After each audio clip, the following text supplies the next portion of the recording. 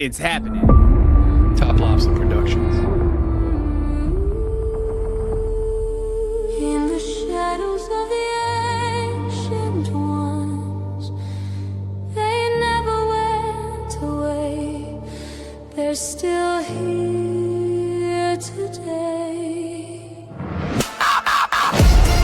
Nephilim Death Squad. When the last trumpet sounds and the heavens crack, blah, blah, blah, blah.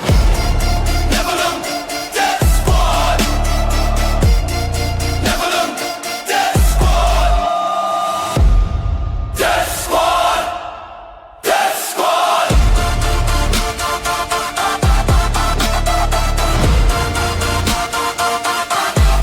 Death Squad. Welcome back, ladies and gentlemen, to another episode of Nephilim Death Squad. I am David Lee Corbo, a.k.a. The Raven. That is Top Lobster, the father of disinformation. What's Before up? we What's get up? into today's guest, a little reminder. If you want to support us, patreon.com/Nephilim Death Squad is the place to do it. You'll gain early access to episodes, ad-free listening experiences, as well as first dibs on tickets to Bohemian Grove. Is that happening still? Guys, do we have a button for this? Hold on a second. We have an announcement. We have secured a venue. As of right now, Bohemian Grove is going to be August 8th. August 7th is the VIP day, and August 8th is the main event. That's going to be down here in Florida. Wildwood, Florida is going to be the area. Tickets are not on sale yet. However, what you can do is you can email us. If you email us, we'll put you on a list. You just made that shit up. I'm going to do it. I will do it. Maybe I won't. I'll do it. We'll email you as soon as Yeah. the tickets go on We'll sale. email you. Don't email us. We'll email you. No, you email us. I'll put you on a list, and as soon as the tickets go live, I'll email you. I'll let you know, or better yet, maybe since you emailed us, I'll give you a little headway. The tickets will be available at toplobster.com. You can pick up a t-shirt. Relax. Hold on a second. Okay, we can pick up a t-shirt. We got to bring the energy down for a second. Guys, Jeez. wear a t-shirt. Do you need something to cover up your body, nipples? your Do you want nipples? to? Do you want to go to sleep with just a t-shirt and no pants? We have great guests today. Joining us today are the fine gentlemen from Skiba News Network. It is Jake Skiba and... News Nation. I'm sorry, Skiba. Why did I think it was Network? Fuck! Start up the whole thing over. Restart it. No, I'm just playing. Skiba News Nation, it is Jeremiah and Jake. Guys, thank you for joining us. Before we get into today's discussion, let everybody know where it is that they can find your work and what it is that you do. Well, you can find us everywhere at Skiba News Nation, or if you just want to follow me, I'm Jeremiah Skiba. I do a show, a crazy show, and I like history. I like to find deep, dark things in history. So that's pretty much what I do. Oh Yes. yeah, and I'm Jake 2 Human on all my socials, and I do more of the news and kind of the biblically esoteric stuff. That's kind of my pet horse I like to ride around. But yeah, we. Well, hold get on, into all scroll up sorts a of stuff. second. Because these ready for guys are TruthorCon. doing a cool thing too. So, show us sorry. TruthorCon. I saw that up there. Tell us There's about actually your something event. cool. If you go to truthercon.com, there's actually some hidden stuff in there. Like there's a place where you can play game and stuff. So What?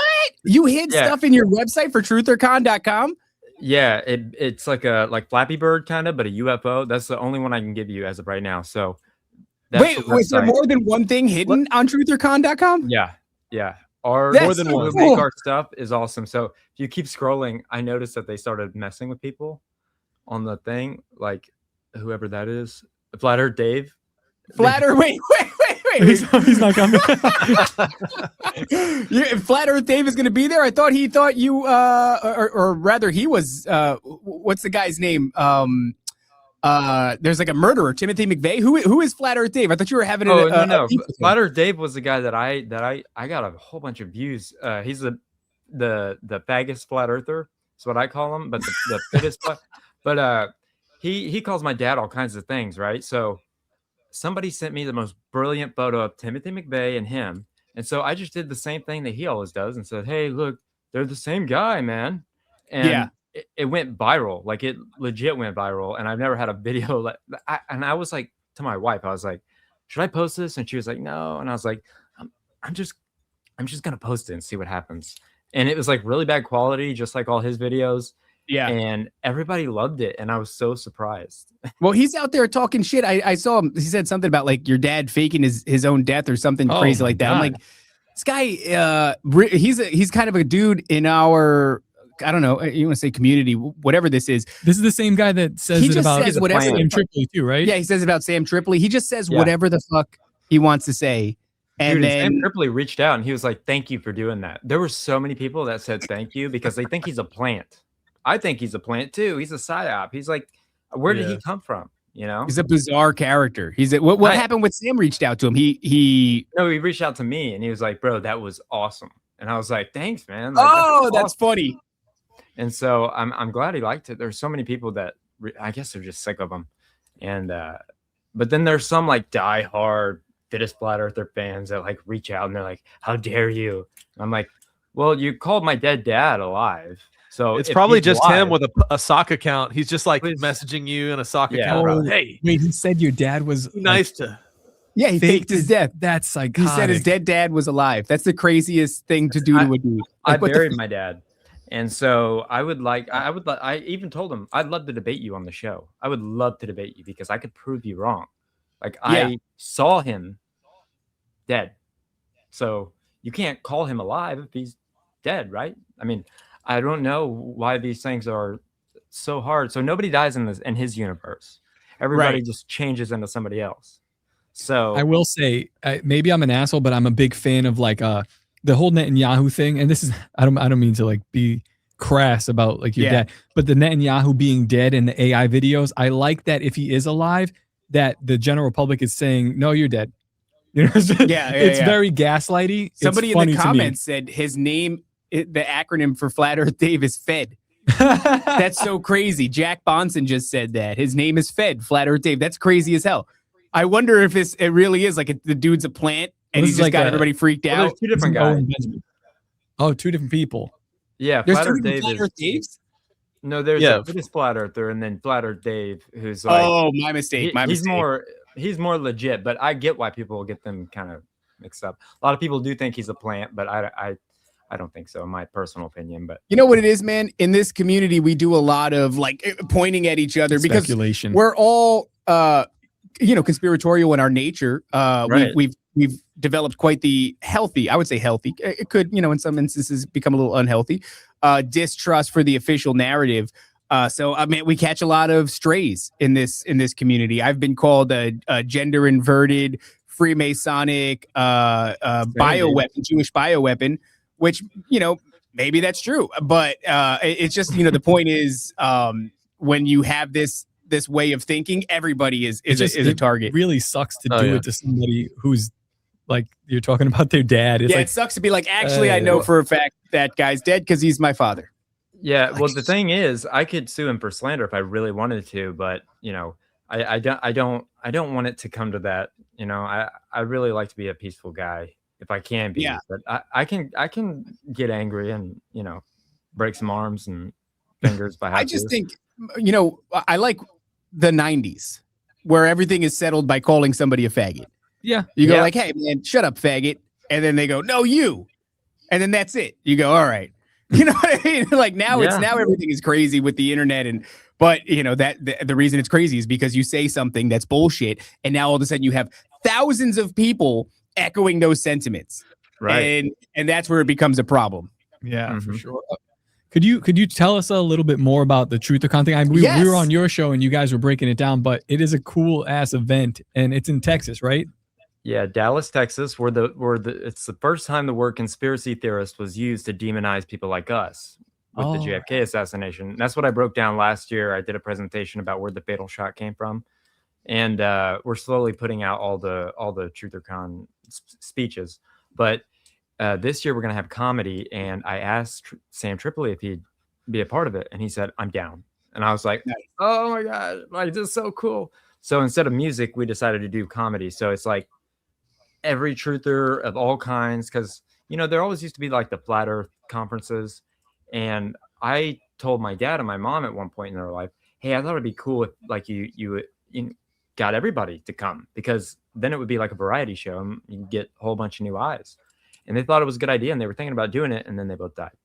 And then later on I had the idea again and ended up telling somebody. We won't go into that story, but at Jake's birthday in Florida, I was like, I was telling him my idea again, and he was like, "We're gonna do it." And then my wife was like, "We're gonna do it."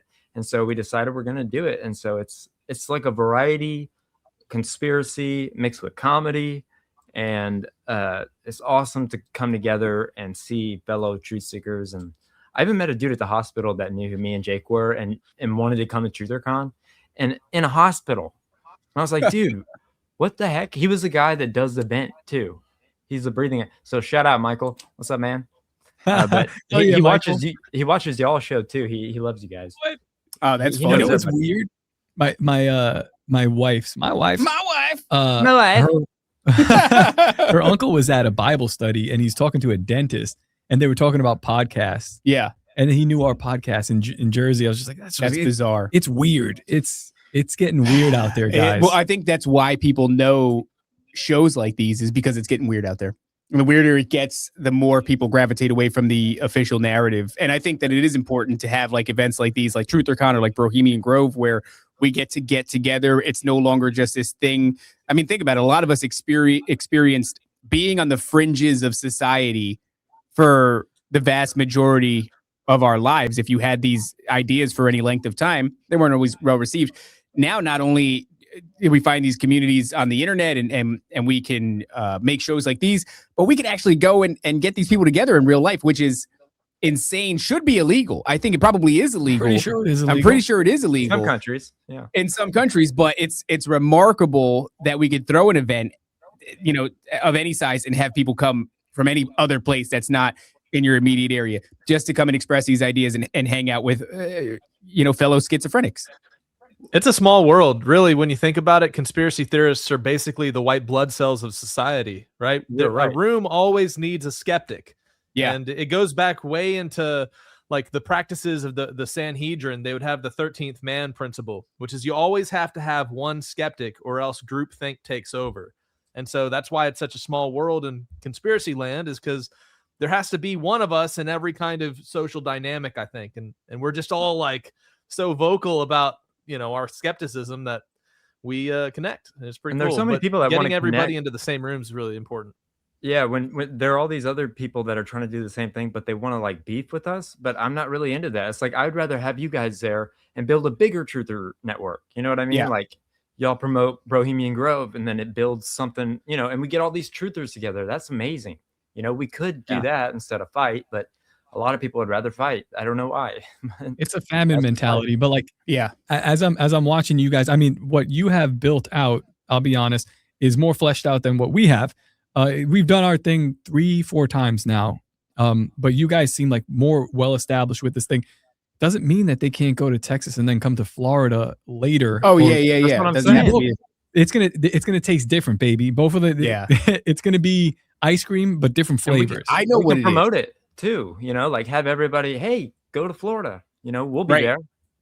Yeah, It'll be yeah. Not awesome. everybody wants to travel, you know, to this place or that place, can be to another one, or Love maybe they Florida. travel to all of them. But I think it's what you're dealing with is people that are really passionate too. Because just think about the mindset. It's like like I said, shut out, fringes of society. Your ideas are met with constant contention for the vast majority of your life. Then all of a sudden, like you're engaging in the open arena, but you're still very passionate about these ideas. So sometimes what I find is just because somebody has a difference of opinion, you know, of a conspiratorial nature than what you have, you feel as though you've got the truth. They feel as though they've got the truth. There's a lot of butting heads. I do find that I try to be easy on people. Like if you believe in Jesus, like we can get super far, you know, and especially if you don't believe in like Pleiadian Yeah, Jesus. they have the dancing TikTok nurses on their website. This is crazy. That's hilarious. Yeah, We I got to know. get a better We have a lot of website. work to do. I know, unbelievable.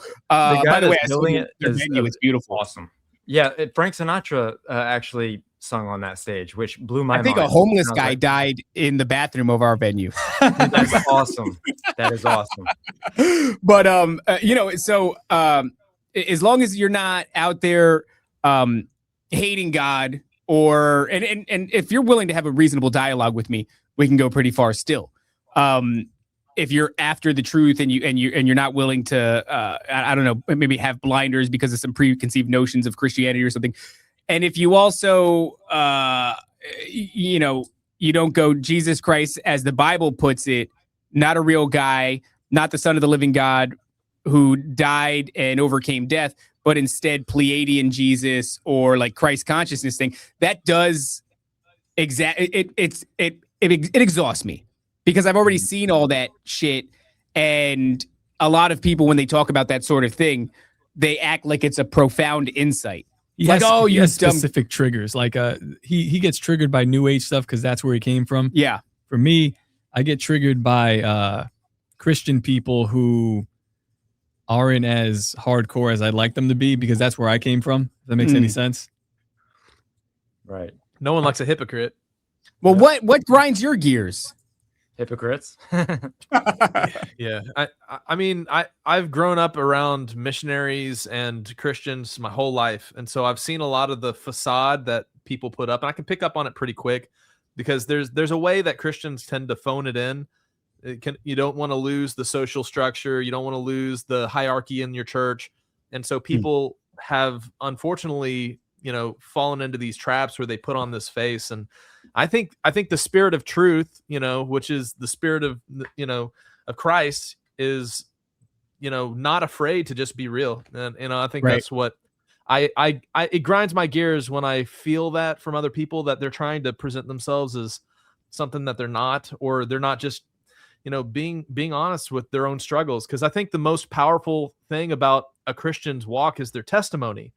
And so what is a testimony is when you talk about how you've screwed up and you've overcome. And so that becomes prophetic in somebody else's life. But when people whitewash themselves, they're no better than the Pharisees. So yeah. I've had that discussion before on the show where it's like, you don't have to have like a camera and you don't have to have a studio to answer the call, right? We're all being called by name, and we all have, the way I look at it is like a mission. If you are to accept it, that sort of a thing. And that doesn't mean that you have to then, like I said, get a camera, get a microphone and spread the good news. It's like you have a thing that's unique to you, and it's your testimony. And everybody's had, a very unique story about how they've come to Christ, or how Jesus revealed himself to, an individual. And all you've got to do is get out and share that, because your personal story will resonate with somebody out there. Somebody's going to hear that, and it's going to be real close to what they experience. And you might have a story that, like, your set of words and the way you lay it out lands with one person, and it changes them forever. And so, I don't know. I've come to, to be in a church for the first time in my life, and I look around and I see what the public kind of scoffs at, which is, I don't want to say they're all like, this idea of like whitewashed tombs or anything like that, but there is a caricature kind of going around out there. And it's somebody that goes to the 501c3 system, and they're just going through the motions. And, I don't know what their walk with Christ is like, but on the surface, it doesn't look like anything. And they're not bearing any fruit, and they don't seem to be passionate about anything except for keeping the image up. And that puts a lot of people off. I sometimes think about that. The church might have to answer for a lot, because if you create an entire thing that's supposed to be oriented towards God, and it ends up pushing countless people away from Christ, like there's got to be a huge kind of spiritual ass whooping in store for you if that's what you've done. Yep. Yeah, it's the system of church today is this pyramid scheme in a lot of ways. And there's a great book that I read called Pagan Christianity by George Barna. And it's really fantastic how it explains how the first century church, really the way it was formed is the multiplicative process of church versus the additive process. And so what we see now is the additive process of church, where they just want to add an extension to the building. They want to build the student ministry, section. And it's the system of church, I think, that lulls people to sleep. And also what it does is it keeps from equipping the people that want to be part of the body of Christ, so to speak. So the first century church, what they did is they met in homes, and when they outgrew that home, they would equip people within that group to then go and start their own group. But what we have now is we have these massive kind of cancerous organizations that are just funneling money and resources into these structures, which is to me counterintuitive to what the whole mission is. And so I mean, we've just inherited, there's a verse in the scriptures that says the Gentiles come from the ends of the earth saying we've inherited lies and things where there's no prophet. And I think that's where we're at. We've inherited a system of functioning. And so people, when they go crazy, when they want to talk about topics that don't fit into the status quo, they get kicked out of these bodies because they are ruffling feathers. But those are the people that I am drawn to and would rather spend time with. The people that are, thinking, along the crazy lines, but in fact, conspiracy theorists are more prophetic than they know. And,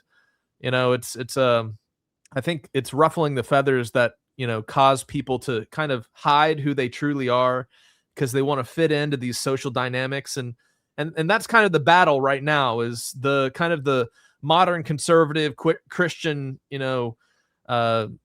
just system that really is leaving a lot of, at least our, younger generation. They're just like, this is all bull. Like, you guys just are going to hear the same 15 sermons spoken every, Sunday. And they're not digging into the nitty gritty stuff. They're not asking or talking about the hard questions. And, and I think that's, some of the disappointment people have had with the Christian church over the years. But, nobody's perfect. Every system has its benefits, but every system also has its, its issues and its poisons. So, and that system for sure it's dying in a way. I mean, although we do go to a church, a 501c3 church, but that's one day a week, and that's 2 hours of one day a week. And realistically, so a really excellent Easter presentation.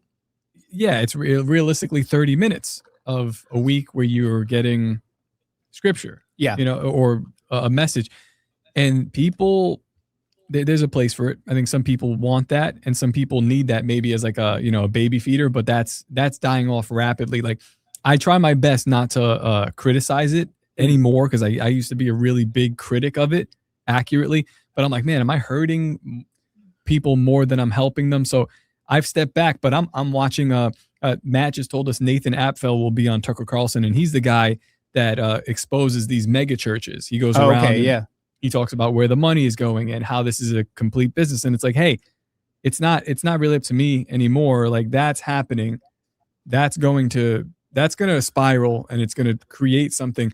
But while that system dies, something new will be born out of it, because Christianity is not going anywhere. The idea is still wonderful.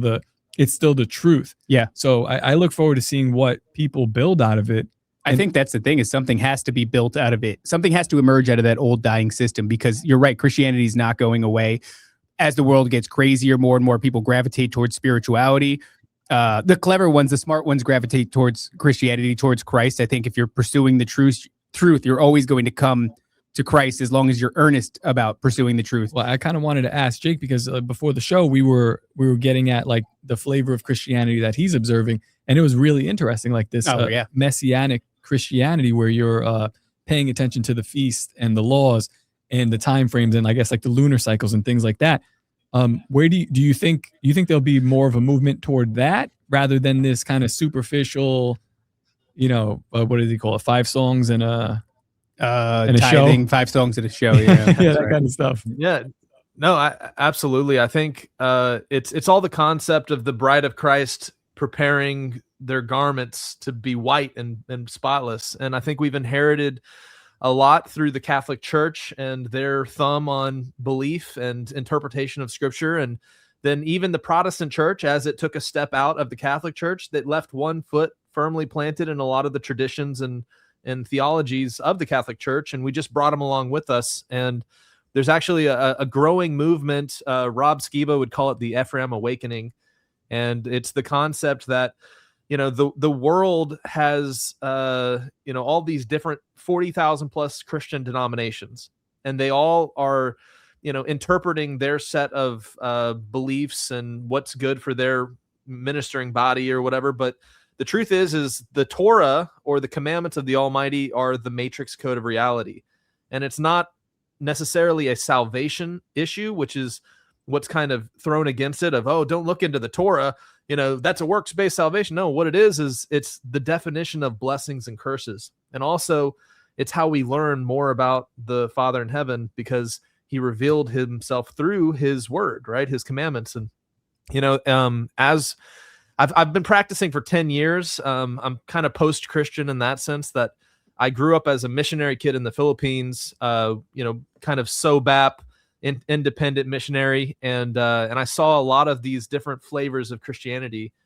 And so after I kind of left that mindset, I realized that a lot of these commandments that are kind of minimized or ignored actually are really depthy and are very spiritually significant. Like some of the main things I think modern Christianity hides their eyes from are the dietary laws, the Sabbaths, and some of the other minor things like helping your neighbor when their oxen is gone wandering or something. These things are just practical ways of loving your neighbor. And to boil it down, Yeshua summarized all of the commandments with the two, right? Loving God and loving your neighbor. And I think where the modern church has missed out is they've missed out on the loving God part. And the loving God part comes along with submitting our lives to his ways and not our ways, our understanding. And, we're in the time of the spring feast right now. So we just did a Passover celebration. Spring break. Woo. And we're Just kidding. we're entering into the Omer count, which is the 50-day count up to Shavuot or Pentecost. And during this period of time, I like to meditate on Psalm 119. There's an actual interesting little theory I have if you guys want to hear it. Sure. Down. So Psalm 119 is this acrostic poem, and I believe it was a cipher left by King David to help us unlock the Hebrew language and unlock what it means to have the heart of David, because David was called the man after Yah's own heart. And so the process of meditating on this ketubah-like language, this marriage covenant-like language, which is a love letter to the Torah, all of Psalm 119 is broken down into these 22 sections, and each section is headed by the letter. And every word that starts that section in the Hebrew is that letter's. So Aleph, every word starts with Aleph. The Bet section, every sentence starts with Bet. And what's interesting is I think I can empirically make a case of what the apostles in the upper room were singing, praying, and praising when the Holy Spirit fell. And it's one of these sections of Psalm 119. Because there's a liturgical process leading up to Passover where they would sing the songs of ascent. And after Passover, there's also an interesting meditation period where they would every single day look at one of these Hebrew letters. And so if you go 22 Hebrew letters, it's a 50-day count. So you restart and you do 22 more. That's 44. And then what do? You restart one more time. And so the section of Psalm 119 you would be meditating on during Shavuot would be the Vav, the letter Vav. And what's fascinating about the letter Vav is in rabbinic, we can look at this. If you compare what is talked about in this Vav portion with the sermon that Peter gives, there's some amazing parallels. But the Vav is called the heart of the Torah.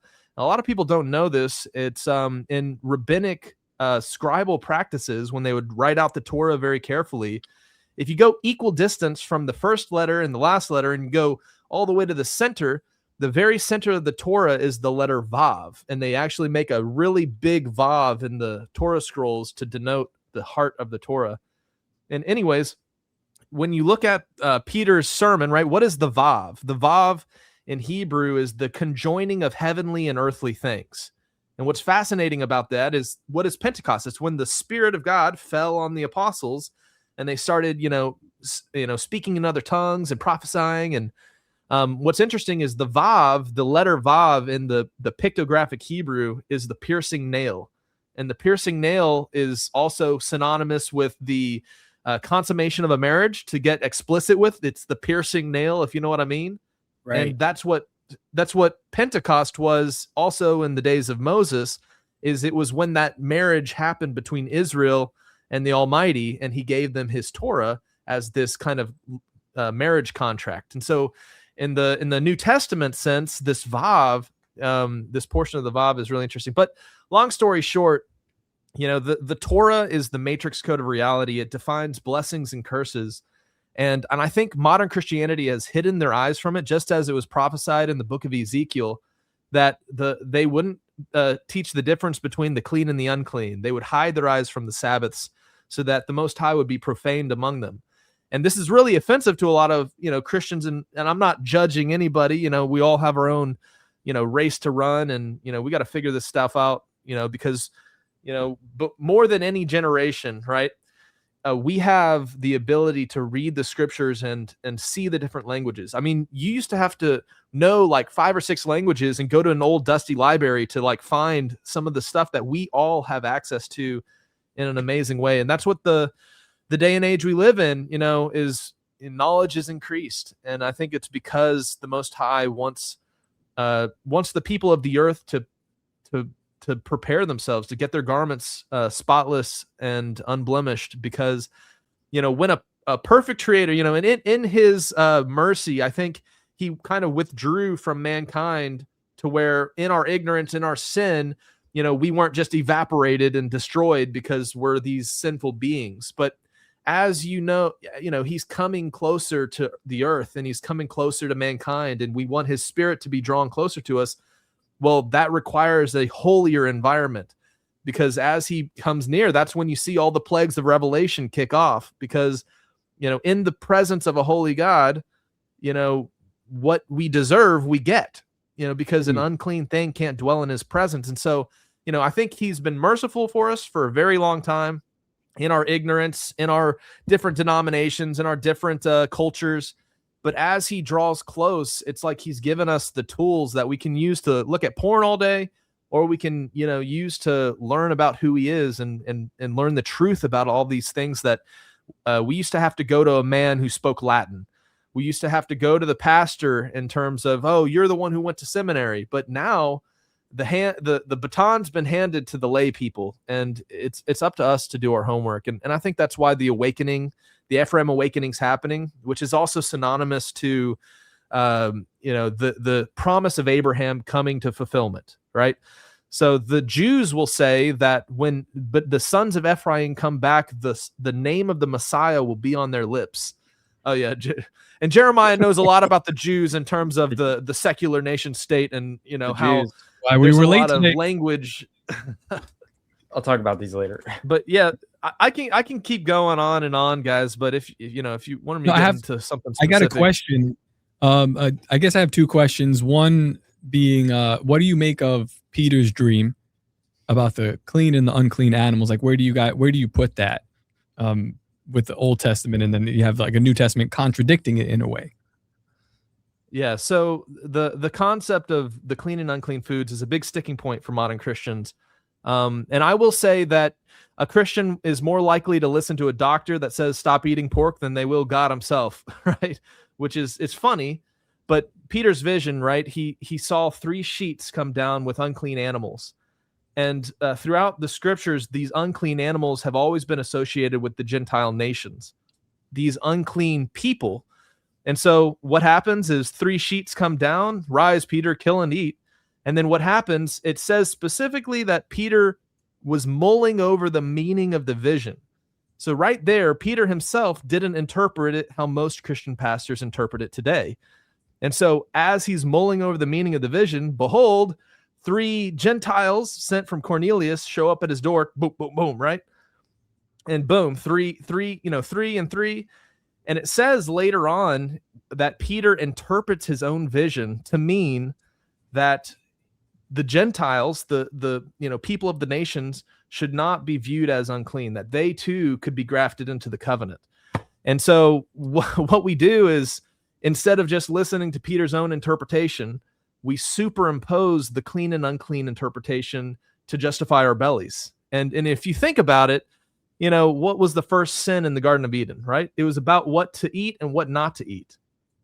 And it's very significant because you have portions in like Isaiah 66 that say in the coming of the day of the Lord time period, that people who are eating swine's flesh are going to be like, destroyed, and I'm not trying to be hard on anybody because, I grew up in the Philippines eating all manner of unclean, terrible things, eating, pigs and we'd eat all kinds of gross stuff, but Ew. I'm Pig not intestines? being hard on anybody, but it's That's definitely gross, it's so it boils down to what is food and what's not food, and the concept that unclean animals were never intended to be for man's diet, and our Creator in heaven, He is the divine physician, and so when He details what to eat and what not to eat, it's because He loves us. And so if we were to just look at it from a health mindset, like a health perspective of, oh, this is the kind of food that carries parasites and has proteins that aren't digestible by the human body, and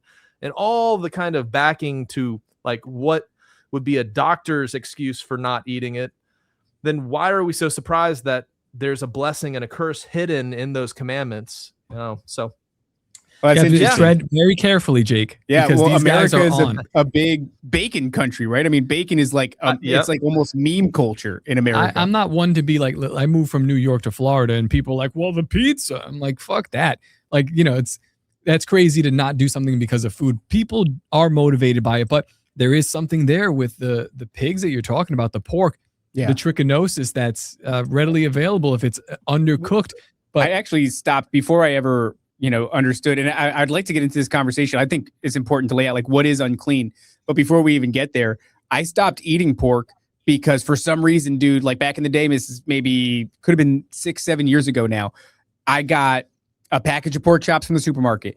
And I'm telling you, I made the mistake 3-4 times in a row before I finally stopped. Every time, no matter how I cooked them, they smelled like urine and dirty farm. well, I mean, pig, And I was yeah. like, dude, like, to Hogs, me, if you hunt a male hog and there's too much testosterone in it, generally what you got to do is like castrate it, let it wild, and then come back to it later and kill it if you're lucky to find it again. But because you don't want to eat that. the meat's disgusting. But you mentioned parasites. That's something that we've been talking about for quite a while on this Yeah. show. One of our first sponsors was a parasite cleanse company. Yeah. And the owner of that company, Shout out to thought- PurgeStore.com. shout out to Purge Store. Yeah. The owner of that company was like, I think that there's a relationship between parasites and demons. And Yeah, honestly, the way that I've come to look at it is like they seem like a biological conduit for spiritual energy, like negative spiritual energy, because even in these like really strange scenarios where you see like a witch doctor in some sort of a tribe of sorts, and they're going through the whole procedure and they're, cracking eggs. There always involves an egg for some reason in their ceremony. But what ends up being purged out of the individual looks to me like a bundle of hair or like black worms. And everything, on a parasitic level is almost always some sort of a worm. And, it shows up over and over again. And the people worm that are, that doesn't burn, huh? yeah, the worm that never burns. But there are people who are not looking at it from a spiritual vantage point. They're just looking at it purely from a biological standpoint. And there's so much data to back up that parasites, not only they're affecting your gut biome, they call your gut the second brain, right? So it has a lot to do with your mood and things of that nature. But also that they can affect your thoughts in some way, shape, or form. And Well, yeah, if you have these parasites in your gut, your brain is going to be cloudy. You're not going to Yeah. make the same decisions that you would otherwise on a cleaner diet. So but there's it also something. gets weirder when you look at the idea of like the praying mantis has a black worm parasite. I forget. I think it's called a horseworm. And this thing is an aquatic worm. It wants to be birthed in the water. And so what it'll actually do is drive the insect that is its host into the water. That's horrifying. That's what it looks like. Image of a parasite up close looks a lot like a demon. But it'll drive the host into the water to commit suicide, which is fascinating because if you just think about the narrative that demonic oppression runs, Cats do the same thing. they dog. don't do the same You're thing. saying Not they cats. do. Cats would never do that. Yeah. But what Charlie's they right do here, is for they sure. will drive you to basically this extent where suicide is the end game, right? If we're talking about the spirits that are pushing you towards depression and anger and resentment and feelings of worthlessness and all these different things, those all lead to one final end game. And it's kind of the same thing for the praying mantis with the horseworm. So, I mean, I don't know. Do you guys think we're crazy for drawing that connection? It's fine if you do. No, I stopped eating pig because of they would use pigs to like because they're so close to humans. They would use it for police dogs, and I always thought that was weird. I felt like I was eating a person. So they buried the carcasses, and the police dogs would find it. But they're the closest, I believe. I could be wrong. Jake, Am I right? Yeah, They're the closest some thing to people humans. believe that there's some crossbreeding with swine and mankind, and And when I and found that out, I was like, people, "Mm-mm, yeah. mm-mm." I mean, it's definitely the goy slop food topic Excuse of me? the things that we eat causing us to have sicknesses and ailments, feeding us into these medical systems. There's a reason that it's the most prevalent cheap food in the Western world, is because they want us self-cursing. And I mean, the Most High left an instructions like anything that doesn't chew the cud or doesn't have a split hoof, you don't eat it. And it's because I think he was warning his people, like, look, these are the things that carry parasites. These are the things that you shouldn't eat. And that if you do, you're going to be self-cursing. And so when we talk about the synagogue of Satan topic and the people that rule this world, they want us to have a mindset and a theology that justifies self-cursing.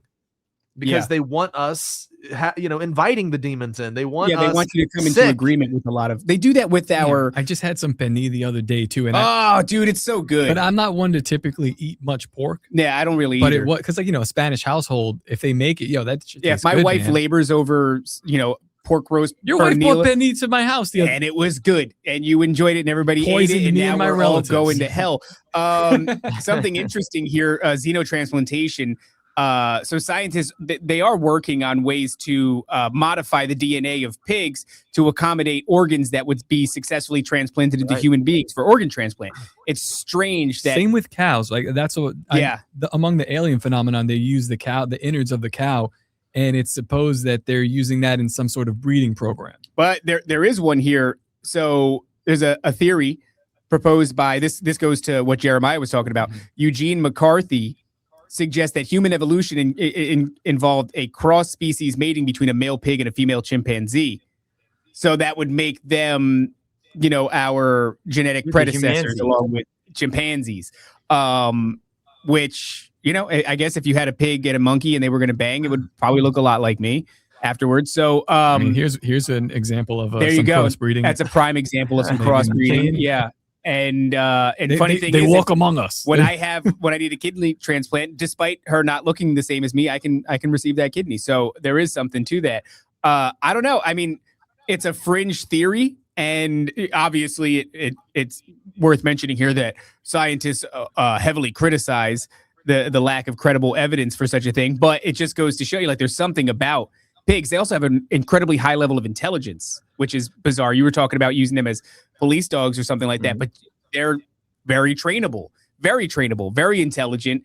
I don't know what it is kind of strange that they're inherently unclean. They're great pets. Yeah, because they're kind of cool.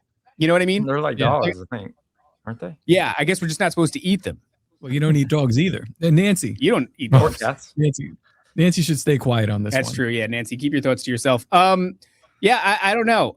Well, let's talk about the unclean things that we're not supposed to eat. What are they? So, Leviticus 11 breaks down, the different types of clean and unclean things. I mean, the majority issue that Westerners have is with shellfish and with pork, pretty much. I mean, you're not going to eat dogs. You're not going to be eating vultures for the most part, or lizards or snakes. But, that's just kind of a general explanation. But there's also a spiritual lesson behind the clean and the unclean foods. Like, for example, pigs, they chew the cud, which is a clean attribute, but they don't have a split hoof. And so there's actually a spiritual metaphor behind that whenever you apply the actual, practice of not eating it, you can kind of learn these spiritual principles. For example, chewing the cud is mulling over concepts and topics, right? And so whenever you, actually, I had it backwards. The pig has the split hoof, but they don't chew the cud, is what makes them unclean. Right. But, there's a spiritual principle of, like, a pig outwardly looks like a, clean animal because it has the split hoof, but it doesn't chew the cud. And so that means it's swallowing things without really mulling it over. And so the principle being, you can become a spiritually unclean animal if you're just absorbing and consuming anything and everything. Pigs are one of the most intelligent animals out there. When they're hungry, they can also be very obedient. But as soon as you fill a pig's belly up, it becomes extremely obstinate. And so the concept of like what these unclean animals would represent spiritually, and versus what a clean animal would represent. You know, we're called sheep. You know, the good shepherd. You know, in the scriptures, there's the parallel with spiritually being likened to these clean animals, and I mean. Bro. Yeah, and also there's an interesting parallel with genetic modification. So mice are also used a lot in a lot of the testing for vaccinations and for like different things. Like they grew a human ear on a mouse one time I saw. Yeah. And both the mouse and the swine are mentioned in Isaiah 66 as like being, tied to, some type of judgment in the end days. So like if you were to look at that passage in Isaiah 66, those who consume swine's flesh and the mouse, the abomination, right?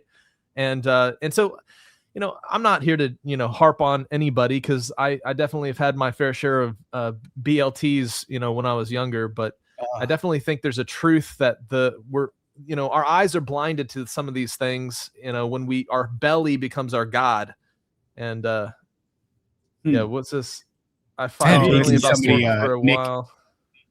Yeah. Have you guys ever heard of the humanity? Nailed the coffin shut for me. Yeah, I mean, it's probably. What did you say, Jeremiah? Sorry. Have you guys ever heard of the humanity? Oliver the humanity, who was like half human, half chimpanzee, and they couldn't figure it out. And I did a whole histories mysteries on it, and I could not figure out. This thing walked on 2 legs its whole life, and it looks like a dude. Oh, yeah, it looks like a dude. Wait a second. This is a real. They have video of it. Like it's so creepy. There's apocryphal support for humans becoming chimpanzees or apes. Also, so when I hear hybrid, that's the first thing I think of every single time is Oliver. Yeah, dude, he's kind of nightmare fuel. In which book, Jake? Oh my God. Yep, there he is. So in the book of Jasher, which is called Pseudepigrapha, but it's really interesting. It talks about those who are at the Tower of Babel. 1/3 of them were turned into elephants and into apes as a punishment for the Tower of Babel. And so it's really interesting because I was looking at elephants. I was like, wow, this is crazy. Is this just pseudepigrapha or whatever? And elephants have breasts just like humans have breasts. But anyways, I know that's a little elephants have breasts. Topic, yeah, I've never seen breasts. You'd think that elephants had udders like a cow, right? But no, they have like boobs. Like elephants have boobs. Yeah, there was something that I saw recently where it was an X-ray of the skeletal structure of an elephant's foot, and to us it looks like a tree trunk, but underneath all of that, flesh and callus and all that, it is almost identical to the structure of a human foot, which actually brought up this conversation again about. Wait a second. Nancy brought up elephant breasts, and I really do want to see those. Let's put those elephant breasts on stage. So and Nancy, maybe after this you can remove the hideous monkey. Oh wow. No. Damn. That ain't true. Are you kidding me? What if a whole tribe of humans at the Tower of Babel were cursed and turned into these elephants, and they're just like the long lost descendants of one of the Tower of Babel people? And they're so smart too. They're so smart and they're so emotional. It makes the Indian pantheon make a lot more sense, right? Like it does. The hybridized. Nancy, see if you can find the X-ray of an elephant's foot and how it bears resemblance to a human's. But this was brought up in a conversation recently. Next time I see an elephant, I'll be like, nice tits. Nice tits. Now they're trying to bring back the woolly mammoth. And I mean, would you try some woolly mammoth? Honestly, would I try it? Is that considered unclean? Would you sip that milk? No, I don't. I don't do the. Here we go. I think it's unclean. Yeah, I think it's unclean. I'm not too sure. So you see the heel bone, you see the toes, kind of scrunched up in there. It looks like Nancy's foot after. It looks just Nancy's foot. Yeah, bound. Yeah. When we keep her in the cage for too long and her feet get all messed up like they do. Yeah, man. Oh, that's an interesting thing, but I had never heard that before. That I understood the concept of confusing the languages. Did you say that was an apocryphal text that said that they were Jasher? They were turned into creatures, chimpanzees? Yes, it was elephants. Like there were different punishments dealt out. Like some of them lost their identity through the language change. Some of them, it said, shot arrows up into heaven, and like blood came out and they died, and then the other were turned into either apes or elephants. And so it's really a peculiar little verse in there that it makes me wonder, could I don't know, because I mean, Well, what do you Nimrod guys- is known to be like somebody who tried to turn himself into a Gibborim, right? Right. So he became a Gibbor. And so Yeah. I wonder if they were like people that were trying to, do some kind of abominable works on their bodies, and this was the result. Because you also have that phrase in the Book of Enoch about how the wives of the Watchers were turned into mermaids or sirens. Right. Right. So right. the transformative element of punishment definitely is, you can see some of that throughout some of these texts. Well, you have Nebuchadnezzar as well, turning into a beast of some type. Oh yeah, For a couple of for years. like Oh, 7 years, he's yeah. eating grass and such. Yeah. What the hell happened there? No well, problem. that makes me wonder. What do you guys think about Bigfoot? Real or not real? And if he is real, because I've heard is real. I've heard He is in Israel. tell of a I think Bigfoot Jeremiah identifying. just said fuck Israel. I've heard really? tell of a tale where a Bigfoot identified itself as a there was a specific word and I forget it every time, but it's close to Elohim, right? it But was Eliud, Eliud. which is a fascinating and I believe it's like sort of a one of these- descendant of a Nephilim. it's like a denomination of, you have Nephilim, Raphaim. Gibborim, and then there's like Eliud somewhere down the line. Right. If you were to look at a big, family tree. So Bigfoot, yay or nay? I don't know. I want to believe so bad in Bigfoot, but I mean, they've never found a full dead Bigfoot. Either they just live forever, like my dad, apparently, that Jew guy, or Wait, is he They Jewish? just- Is that guy really Jewish? I don't know. I don't know if he's Jewish. No. I love how Jeremiah's like, well, I want to, be easy here and be reasonable. This guy's saying I you're love the dead, Jews, your I'm dad is studying not them. dead. But he's still like, I just want to be careful here. He loves the Jews and their lies. Oh my God. Okay. Well, that was written by Martin Luther. That's interesting. fact. By the way, I know you're saying you want to believe. If you would have told me, somewhere out there's an elephant with lady tits, I'd be like, get the fuck out of here, That's dude. true. And now I'm a believer. So, Nobody's selling elephant milk. no, I probably oh, for yeah. good I wanna reason, see it. dude. I'm I not, gotta see it for myself. I guess. It's thick. It's thick. I think Bigfoot is just the psyop to distract us from Nephilim. Because I think Bigfoot is like the modern, there's these giant things out there, but really I think it's likely these like Nephilim tribes that are, getting sighted, and they're probably just big hairy people, just wandering in the Amazon or something. They come out and they're covered in fur. Do they have tits? And Yeah, I mean, He's asking I'm the sure. real questions. That's what I am. Bigfoot have tits. They got tits. Well, all right. So I want to share this. Oh, by the way, Jeremiah, these Bigfoot tits. I wanted to show you because I showed Jake. Hold on. Don't show off to Jeremiah. What? Yeah, I'm going to show him because All right. I was really jealous of Dude. your skull, Nice. so I made my own Yeah. skull, and this Dude, one's that's super Epic. real. Can you wear Yeah, that on dude. your head? No, it's Dude, no, it's just a thing. that would be a cool hat. I'm not gonna lie. Like, you could go to Disneyland and you could wear that, and people would be like, "What is that?" And then you could like, Oh yeah, he's part of the thing, Dude, I the love Magical that. Kingdom, the mouse that never dies. I have wait, where is it? Here It's it is. actually a great idea. Like beanies like that. Like, oh man, That would be dude. dope. So I have this. This is from a trail cam supposedly, and I honestly would not have thought much about See, it. look at Jeremiah. He's got the real skull. He's got the real Nazca skull. He's about to flex on us. Oh, there it well, is. I just wanted to show. This is the female one. I think the male one's up there is too far to reach. I'll knock. Would it. you say this is a male? Yeah, what do you think This about is that like one? this completely unatomically. Would that one have tits? correct. Because I love you guys, I'm gonna say it's a male. Nice. Or That's you want right. it to be a female? It Whatever. had a fat you hog. guys- No, I think the fat hog makes it better. Or yeah, fat hog or elephant tits. You pick. So we have this image here, and this has been going viral, and I wouldn't have given it much credence. I saw this recently. Yeah, but for some reason it won't go away. Also, yeah, Bigfoot. So just to mention, Look, it's Bigfoot 284,000 shares, 2,000 likes. must be real. People are But going, this is real. Bigfoot sightings in Ohio specifically are like through the roof for Yeah. some reason. Did you guys Something's see going on. that? Bigfoot sightings in Ohio. It was reported by the local police in a 4-day span. They had 8 to 9 sightings. I didn't see that. Wow. No, that's crazy. I live in they the filming? part of Kentucky that is like a Bigfoot hotspot, and there's a diner just down the road from me called it's like Sluggos Elephant or whatever, Tits. and they were Bigfoot. It was Elephant Tits. they were a Bigfoot They serve themed milk. diner, and at every table they would have a little brochure you could fill out your Bigfoot sighting and drop it in a box after you ate at the diner. But yeah, I've never seen Bigfoot myself, but I am a Bigfoot big seen her fan tits, of Sasquatch. You guys seen Sasquatch? What's No. Sasquatch? I love that channel, dude. Sasquatch What's is Sasquatch? so amazing, man. It's a Oh, YouTube you channel. definitely have to check out You Sasquatch. should look at it. It is awesome, dude. Is this pornography? This feels like we're being led into something. Like they're just like, you'd really like it. Yeah, You you really would. like Really that. like Sasquatch. No, Not when I super first cool. saw it, I didn't think I'd like it, but he's a cool dude. Jeremiah, that doesn't clarify anything, dog. What are we typing It's a in, bro? Bigfoot playing the saxophone.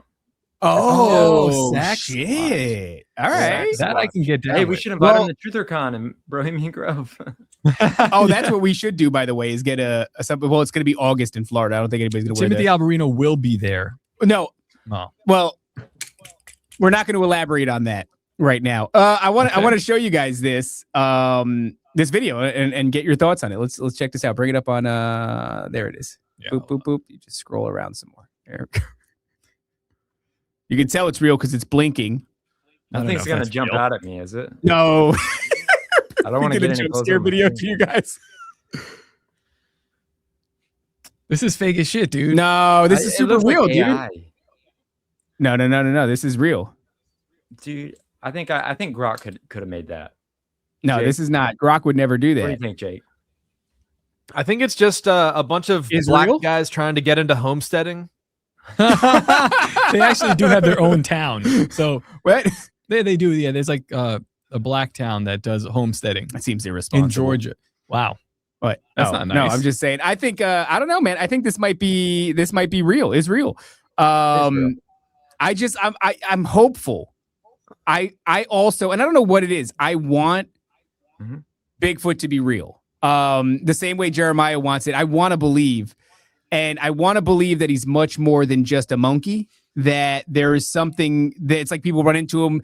He does telepathy, which is fun. You know, he seems to have Dogman on a short leash where he can threaten people with Dogman. You guys familiar with Dogman? A little bit. Right. So there's It's this like whole Bigfoot's fleshed little out brother, lore. right? Well, Yeah, but what about the yes. humanity? That could be proof of. I don't think they really fuck with the humanity. I think they kind of pushed him off to the side. Dogman's kind of like Humanity Bigfoot's is dog. like kind of disturbing. I But think listen, he's got a nose, dude. It's creepy. I've never I seen a don't monkey like with a nose. I don't like it. It is disturbing, but I don't like it. we're on. I mean, we're talking about Bigfoot, but we're kind of on the precipice of disclosure from the government, talking about aliens and UFOs. Where you guys at on this? I'm sure you guys have been paying attention and covering this. I don't know. I think they I come out think of they've they definitely come out of the ocean. That's my personal opinion, but I think it's all I mean, they're just distracting us. the congressman, that the video that's been circulating of the congressman who's like, yeah, what they disclosed to me would upend the whole Western world. You should be glad you don't know what they're breeding. You know, come on. he's like, also, by the way, I'm not suicidal. That yeah. video has been going around the past week. It's really interesting, and I think what it is they've been making all these monstrosities down in laboratories. Yeah. And he's finding out about these cross-human hybrids of some kind of abominable nature, and it's probably pretty freaky. Well, it's But like the are they gonna Aurora use- crash? They could dig that alien up in Aurora and know if aliens are real or not. Well, here, let's bring this up because I do have something to say about this. This is the congressman who's it's a short clip. It's only a minute long, and I think it's worth showing the audience. So here, let's press play. Roswell, Area 51, Wright-Patterson down in Dayton, my home state of Ohio. We've been hearing about this stuff now for 70 years, that we have it, we don't have it, that we've re-engineered it, no, we haven't. I know you can't talk about much because you're an active member, but just give me a wink. Are we alone? No, we're not. We're not. Holy, alone. wait a minute. Did I just, guys, did we just break that? Wait a minute. It's not April Fool's today, Tim. No, it's second. No, we are not alone. We don't make all them movies up just because somebody's creative. They're gonna unveil Michael Jackson. Yeah. It's Michael For Jackson. some reason. I don't know why the sound just dropped out on this thing. I took it off because well, think the it part that I restarted. wanted to show sorry. is no, it didn't restart. It just had like a weird cut in it. But Correct. there's something that I want to show that this guy says that I think is super ridiculous. Okay. I'll just leave it at that as a mating because I have a I was lot in of a meetings. meeting. Yeah. I'll just leave it at that Hold as on, a wait. meeting because I have a lot. Somewhere. Let me leave you with this one, Dan. Okay. I was in a meeting, and I'll just leave it at that as a meeting because I have a I lot was of in a meetings. meeting. Yeah, and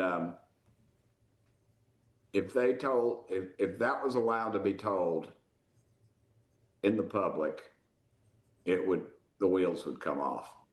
They The would truth come off about because every detractor was put in their place. I'll just leave it at that.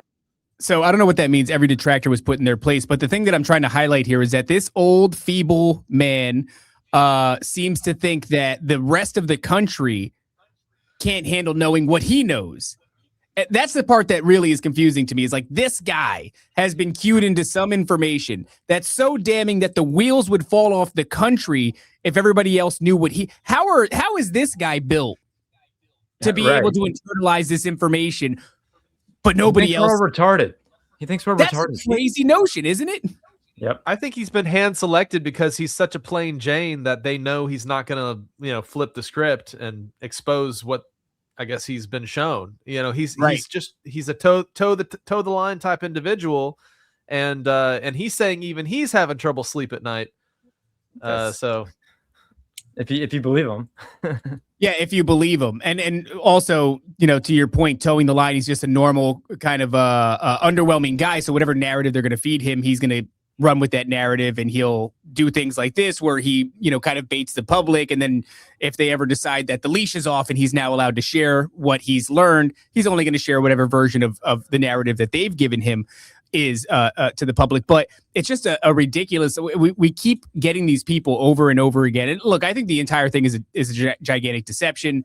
They've been, priming the public with their opinions via the propaganda machine, Hollywood, for the longest time, so that whenever this thing does come, the narrative that they're going to feed us is the one that we're going to accept because we've been conditioned to. But outside of that, imagine not having the wherewithal. And it's not just this guy. So many people that sound the same, that look the same. If you knew the things that I knew, the public would lose their mind. What are you, some steel vault, some impenetrable mind that can contain knowledge that would shatter the very fabric of society and culture as we know it? Like, that's a hilarious notion. Like, bullshit. Everything that I've learned, everybody can handle this. If I can handle it, you can handle it. You just gotta kind of go through the proper channels and have the information broken to you the right way. But this idea that if the public knew, everything would fall apart, like, you're not falling apart. You're doing an interview right now and you're laughing about, all the different little cute jokes and everything that you're using. It's just to me, it's like an ego-driven. The nature of occulted knowledge, isn't it? I guess so. Yeah. Like, I know a secret thing. Yeah. Thank Like, goodness. I know the president. I know Yeah. the president, and he told me, but you can't know. The timing of it too. The timing of it is just sheer overwhelming force of crazy things in the world. Like, we got World War III, we got the Epstein files, and alien disclosure. I mean, why didn't they tell us alien disclosure back when they were trying to storm Area 51? A couple of years ago. I mean, why are they waiting might to have drop actually it on charged. us right now that the world is falling apart? I think it's just because they are intending to mislead and deceive with whatever comes onto the world stage. And, always have a skeptic in the back of the room is what I'm saying. Because whatever they present it as, I already know not to trust the government. I already know not to buy their narrative. And it seems like they're teeing up for a big narrative, whatever it is. Well, Did you guys see they bought the the website Alien? It was like alien.gov. alien.gov, yeah. And aliens.gov as well for veracity. But it's interesting, right? Because we are on this the day after Chris Bledsoe's predictions all kind of go to shit. Yep. And a lot of this stuff he was predicting to play out by now. Now they moved the date forward again, but we still have the date of like early May. I think that Trump is set to do some sort of It's disclosure. allegedly May 1st. I've seen that get pushed back as far as June, though. It's just like in this season of close but no cigar, it's like almost, but a couple months from then, and it's on these really big topics. I mean, yeah, I think that something is going to come down the pipe, and just to keep it 100 with everybody, it's a deception. But I mean, we have this film, Spielberg film, Disclosure Day coming up, which, by the way, for those of you that are listening, we have been kicking around the idea of renting out the local theater and doing a private viewing with only NDS, listeners, watchers, That'd be fun. of Disclosure Day. So if that's something that you guys are into, let us know in the chat or on the Patreon. But it feels like there's this big head. You talked about the war with Iran and Israel, and then you have all the prophetic language surrounding that. Donald Trump is allegedly anointed by God, and that this is a holy war. It's going to bring about the second coming of Christ. All this crazy language, and then among the chaos is alien disclosure. I don't feel as though this is how some people go, they're doing this to distract you from the Epstein files. I don't think that's what's going on. I actually think that we're coming to a head, and that this is going to be a big Something bigger. Something bigger. That's my opinion. What do you guys They're think? all intertwined. It's probably all intertwined because we know with the Epstein files, the Zora Ranch stuff coming out is that they were super into genetic modification and pro advancing human genetics, kind of like Nazi Germany, but with their weird, and also to prolong life. So it's all tied to the original lies of the Garden of Eden, right? You'll be as God, you'll live forever. All these lies that are being pushed right now are transhumanism. It's the 2040 agenda. It's, all these different things. And so I think the alien disclosure thing is a cover up for the genetic abominations they're probably creating in laboratories. Yeah. Because I do think there's a precedence that throughout the scriptures, when an angel would show up, they would take human form. And so I do think it's possible that there are human-looking crossbreeds and stuff, but I also think that they're super into taking, a pig and inseminating a human into the pig and creating this, monstrosity or whatever. So, I think we're going to see a lot of that, a lot of the different spectrum of things, kind of coming to light. Because think that's the case with Dogman, that this is some sort of a genetic chimeric abomination, and that they're using it to potentially even guard sensitive locations as far as military intelligence bases go. Well, what do you guys think about the idea that JD Vance just came out the other day?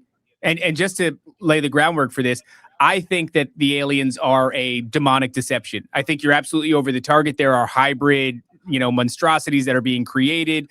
But the forces that are in opposition to God and in opposition to humanity and that are deceptive in nature have been working at this for a really long time. So we're going to see a lot of different things, I think, at play. It's going to be hard to say it's one thing in particular. That being said, I think you can safely label the entire phenomenon as demonic. But when JD Vance comes out and he goes, I think aliens are demons, it kind of muddies the water a little bit. I'm like, I agree, but I don't really agree with you, JD Vance. What do you guys think about that? Yeah, I agree. I will always support the president of the United States, but I can't right now. I can't just with what's going on.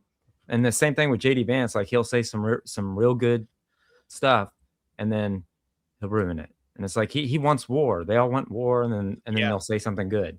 So they want to say something just to, I don't know, to make you feel better. Yeah, it's controlling the narrative too, because if they are going to do some kind of disclosure, JD Vance probably wants to be like, oh yeah, I'm the one who told everybody, through my little sly comment that it's demons. When the disclosure happens and it shows empirical evidence proving that it's some kind of spiritual, manifestation, then he can be like, oh yeah, I'm the guy who was telling everybody. And I think it's a little bit to guide the narrative, and also it's the truthers of the modern age that are kind of they want certain gatekeepers to be, over the information as they release it. And we can definitely see who they're giving the interviews to, who's going to be in the forefront when they're releasing this information, and it's a control mechanism also. Have you seen the interview with Thiel that he did before he was vice president? And he was like, we need to get those Epstein files out. And then it just never happened. It's like, you let so many people down, but then you're going to, tell us something that we want to hear. That's all they're going to do. Yeah, this is why I make a habit. I don't engage with politics in any meaningful way outside of ridiculing it.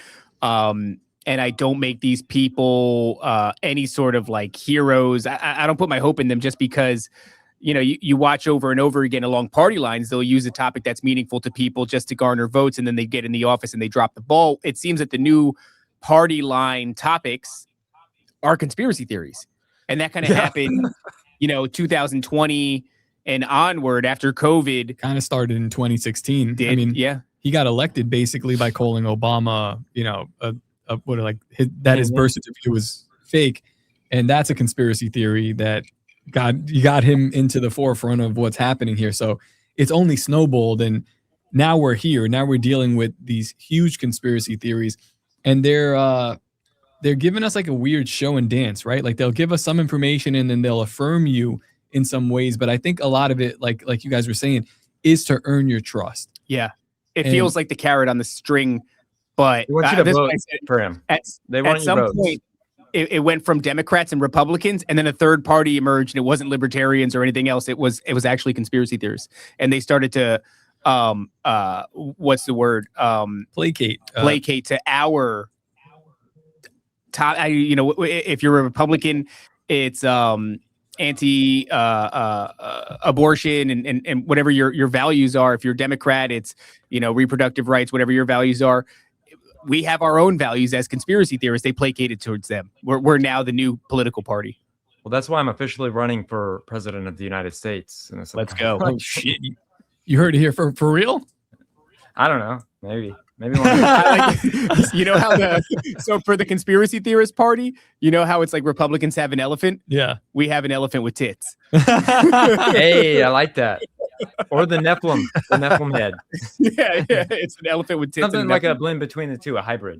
We had the same thing happen though. Matt Gaetz. What did Matt Gaetz just come out and say? And the funny thing too is like the commonality between these two interviews has been one gay dude named Benny Johnson. So that is your media talking head that is going to present us what we're supposed to believe. Matt Gaetz was out there talking about a hybrid alien breeding program. That's right. Which again, I want to go bullshit, but I think it's legit. No, I mean, there's definitely I think what's going to happen is as we move forward in time, we're going to see a lot more truth come out, and it's going to be co-opted by people that are they're like these sanctified talking heads that they want to remain in control. But there's a flow of information that I don't think you can stop. The best thing that you can do is place yourself at the top of that narrative as it gets revealed. What do you think your dad would think about this? Yeah, that's a fascinating question. Yeah. Well, I do know that he voted for Trump in 2016 because I think he could see that the country, I don't know, I think he thought it was funny or something. I don't know. I really don't know why. But, I really respect that. That's great. Yeah, I mean, I thought it was fascinating watching the debates. Like it made it fun to watch with Trump. Yeah. And nobody ever thought he would get in, but then he did. But I'm not gonna lie. I used to be a Trump fan. I mean, Jake knows, and I have all this memorabilia, but I don't know what he would think right now. And I wish he was here to tell me. Well, I mean, isn't he? That's right. Ask Flat Earth Dave. Right? He is here. That's right. The fittest flat earther. He knows. Oh, that's right. I'm sorry. I don't want to besmirch Flat Earth Dave. Flat Earth Dave is great. You should have on Flat Earth Dave, but maybe one of these days we will. But I think that's a great question because so many of the things that your dad was talking about, they're on full display now. Like it wasn't really like that 2020, 2021. We had our own battle going on, and what it happened was. To me? Oh, you got blurry. Yeah. So shout out blurry creatures. But we had our own battles going on with COVID and with vaccinations and all those things. It did get really crazy. But now we've entered this season where it's like they're saying Nephilim. Candace Owens is talking about the Nephilim. Matt Gaetz is talking about. Yes, Candace Owens covered your dad. And then That's- I sent an email back to her like, "Hey, he was murdered by the medical system." And then she brought it up on the show and dedicated half of her show to my dad's research. And I was like, How crazy is that? "What does this mean? Like, are you trying to tell me something, God? Like, am I on time the is right short. path? You know?" Where do you put that? Because it's like for you, for me, that would make me definitely biased toward Candace, but I'm still very suspicious of the things that she's doing. So my Like wife is have I told you the story about when she first said my dad's name? My wife. When my wife first No. So she loves Candace. So she comes home. She's a teacher. She's one of the good teachers. She's not like a trans teacher, I would hope. But she watches Candace every time she gets home. She goes downstairs. She watches it.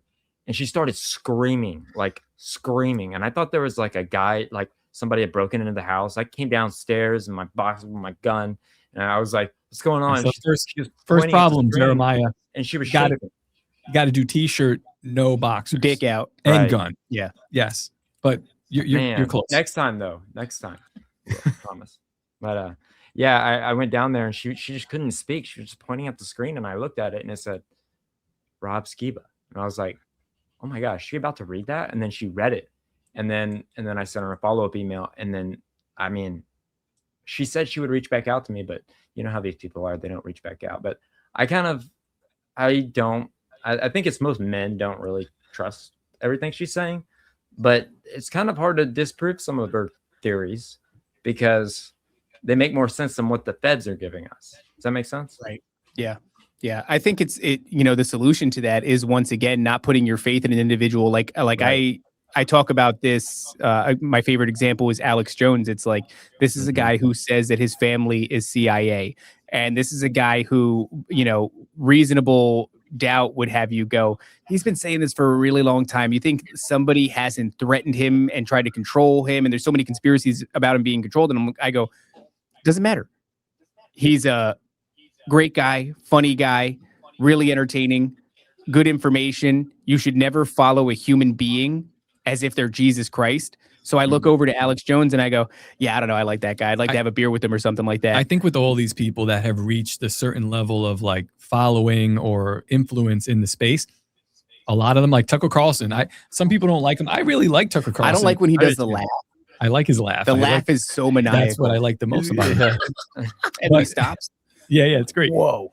He's bringing a lot of he's saying a lot of things that are true, but I am watching him like a hawk because those people that, right, they have a lot of influence and they could take that and just turn on a dime. Yeah. And we know who he worked for previously. So I also got a question like, was that breakup legitimate, or is this sort of a play at garnering a separate audience? Like, I'm a conspiracy theorist. So yeah, but they bring in really great information. Yeah. And I'm not going to discard them. Like, I look at Candace Owens and I go, man, she looks fun. Yeah, she looks like a lot of seems fun, dude. Like, she seems My like a mom really was all about it. She loved Candace, about the transvestigations and stuff. My mom was like really deep into Candace, and she was all about it. And she I don't think there's anything wrong with that. I think you just got to check yourself when you start looking to a person like they're going to solve. Like, if you start looking at Donald Trump, and you think he's going to solve all the issues, you made a mistake. Yeah. You made a mistake, and you just got to reorient and realize, like, no, man, like, that's not whatever the will of God is. You end up in, they go, I voted for Donald Trump because he said no more new wars. And then we do a war and they go, well, this one is. And it's like, no, it's dude. Like, yeah, you've gone too far. You're following the man and not what he was doing at the time. Yeah. There's an idea that's good. And that's as far as it needs to go. It's also the scare that there's a guilt by association thing, because Candace, it's cool that she brought up Rob and that she's introducing his stuff to people, but all of the conservative party that hates her guts, if they see that correlation there, they're like, oh, she's a crazy conspiracy nut. Then whenever she brings up good points or good topics, then they throw the baby out with the bathwater because she's the conspiracy scapegoat, right?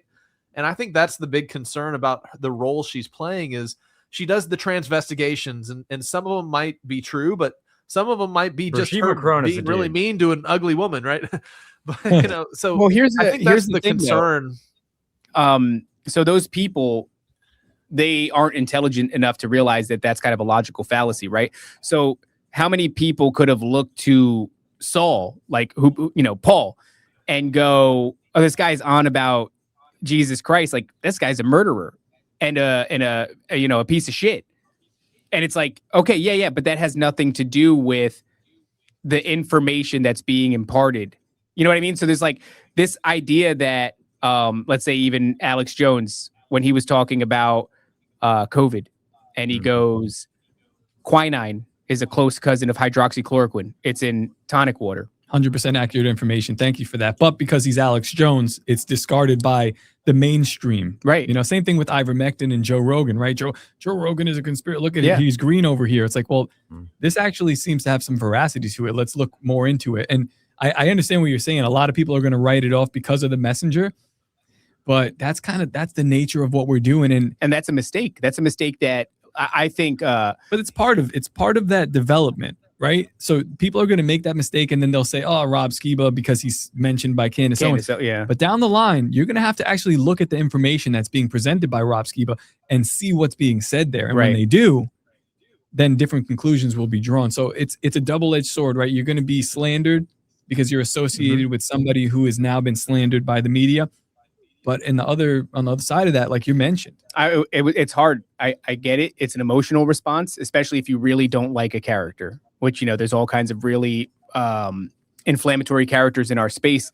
But I've learned to try to take people on a point by point basis. And it's just like detaching from whatever emotions I have about the person, So if they say something that's fascinating, I go, that's fascinating. If they say something that's stupid, I go, that's stupid.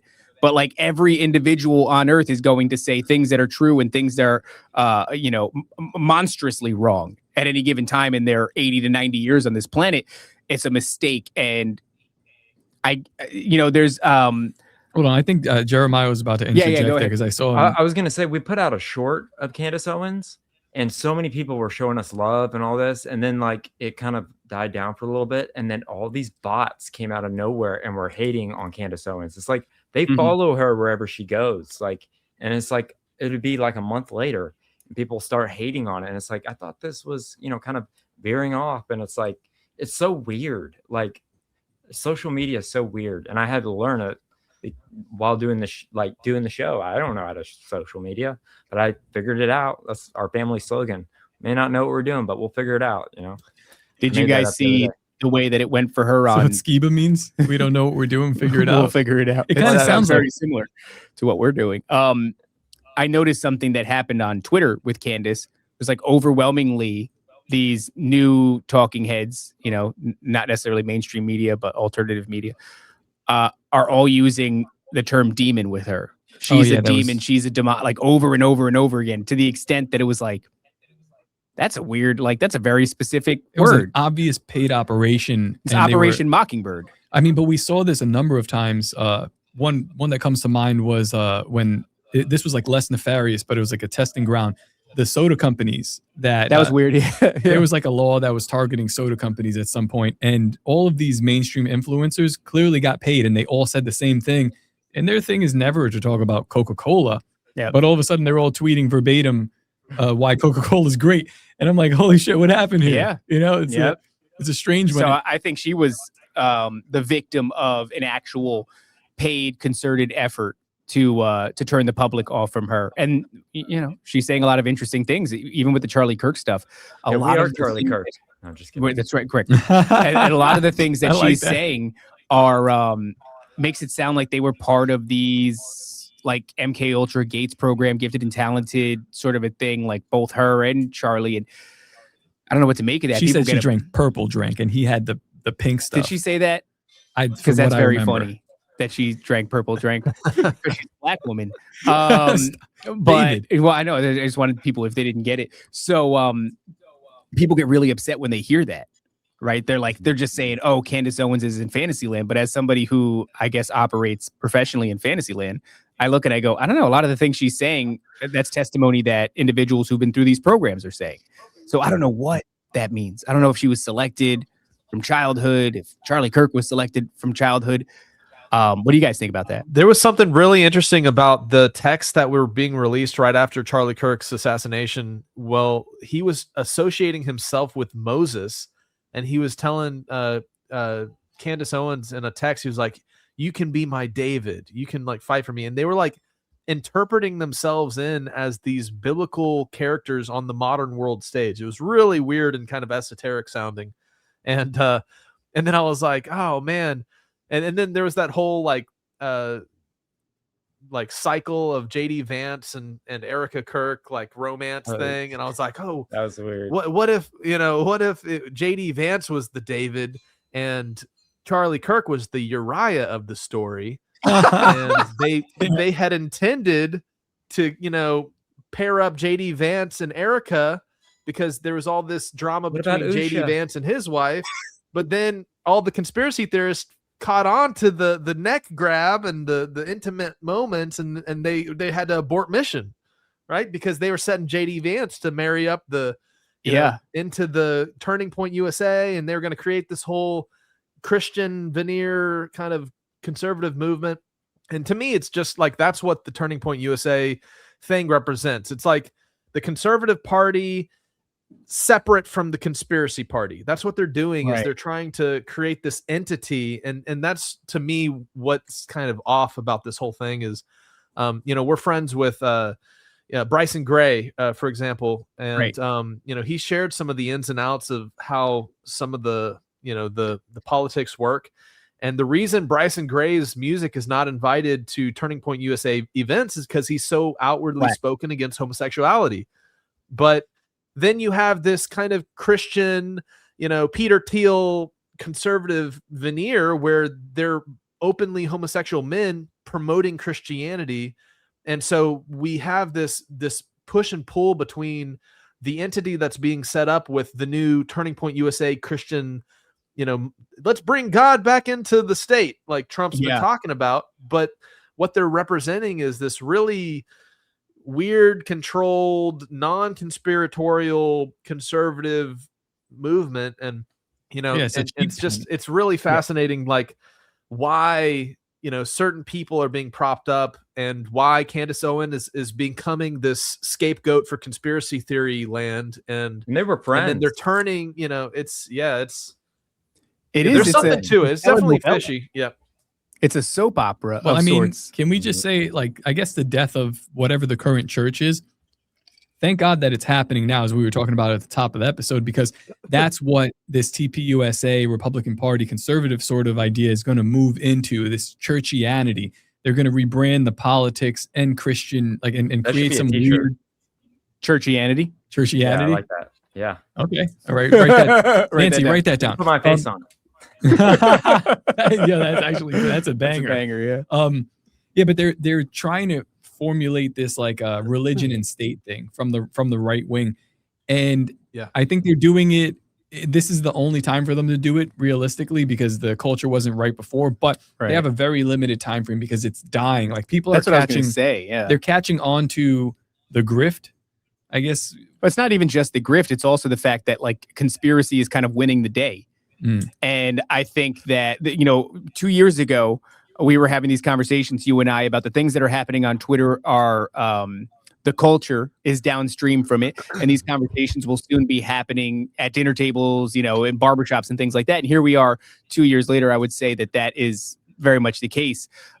We actually had that conversation where Matt, he was talking about the boys from the high school and how they're talking about all this stuff in class. It was actually really funny. We said, because Matt's a little bit older, so when we talk about the Jews, it's not as nuanced as it's very hard to catch him up on like 4 years of just getting blapped with information about this stuff. Yeah.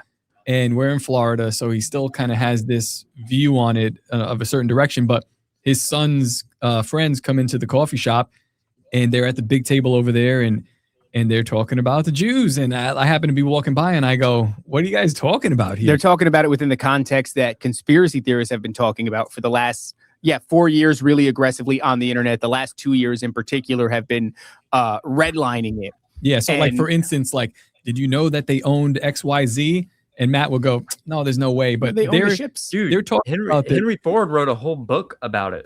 Yeah, A this whole is book. Henry Ford. Henry Yeah. Ford wrote this book. It's Not crazy. you It's one of the most information. banned books ever.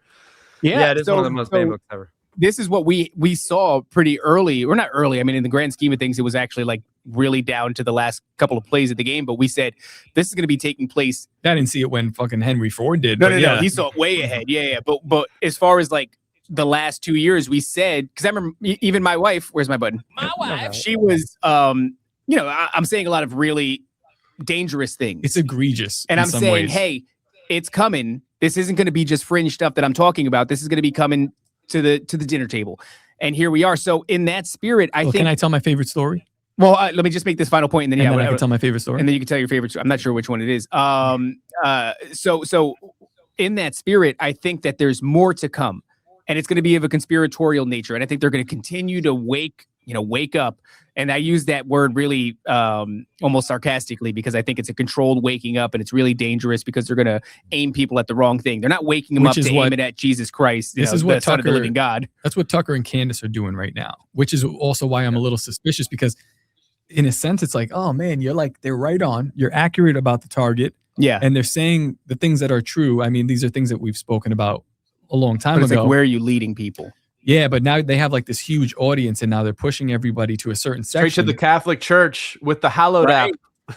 Right. So Yeah. so my point is, I don't know how But- long this model of TPUSA can stand, given that conspiracy is on its way. They did this to me though. It's so that like funneling of the noticing, it happened to me with Elon Musk when he first brought Twitter, or maybe before he brought it. I made a Jewish joke. You made a Jewish joke? one of many. All right. He retweeted it and like responded to it just to give it a boost, and it goes like very viral. And then there's like there's newspaper articles wrote about it, and I'm doing blood libel, all the regular stuff. All the regular. Can you And tell then it? you're like, I want to hear it now.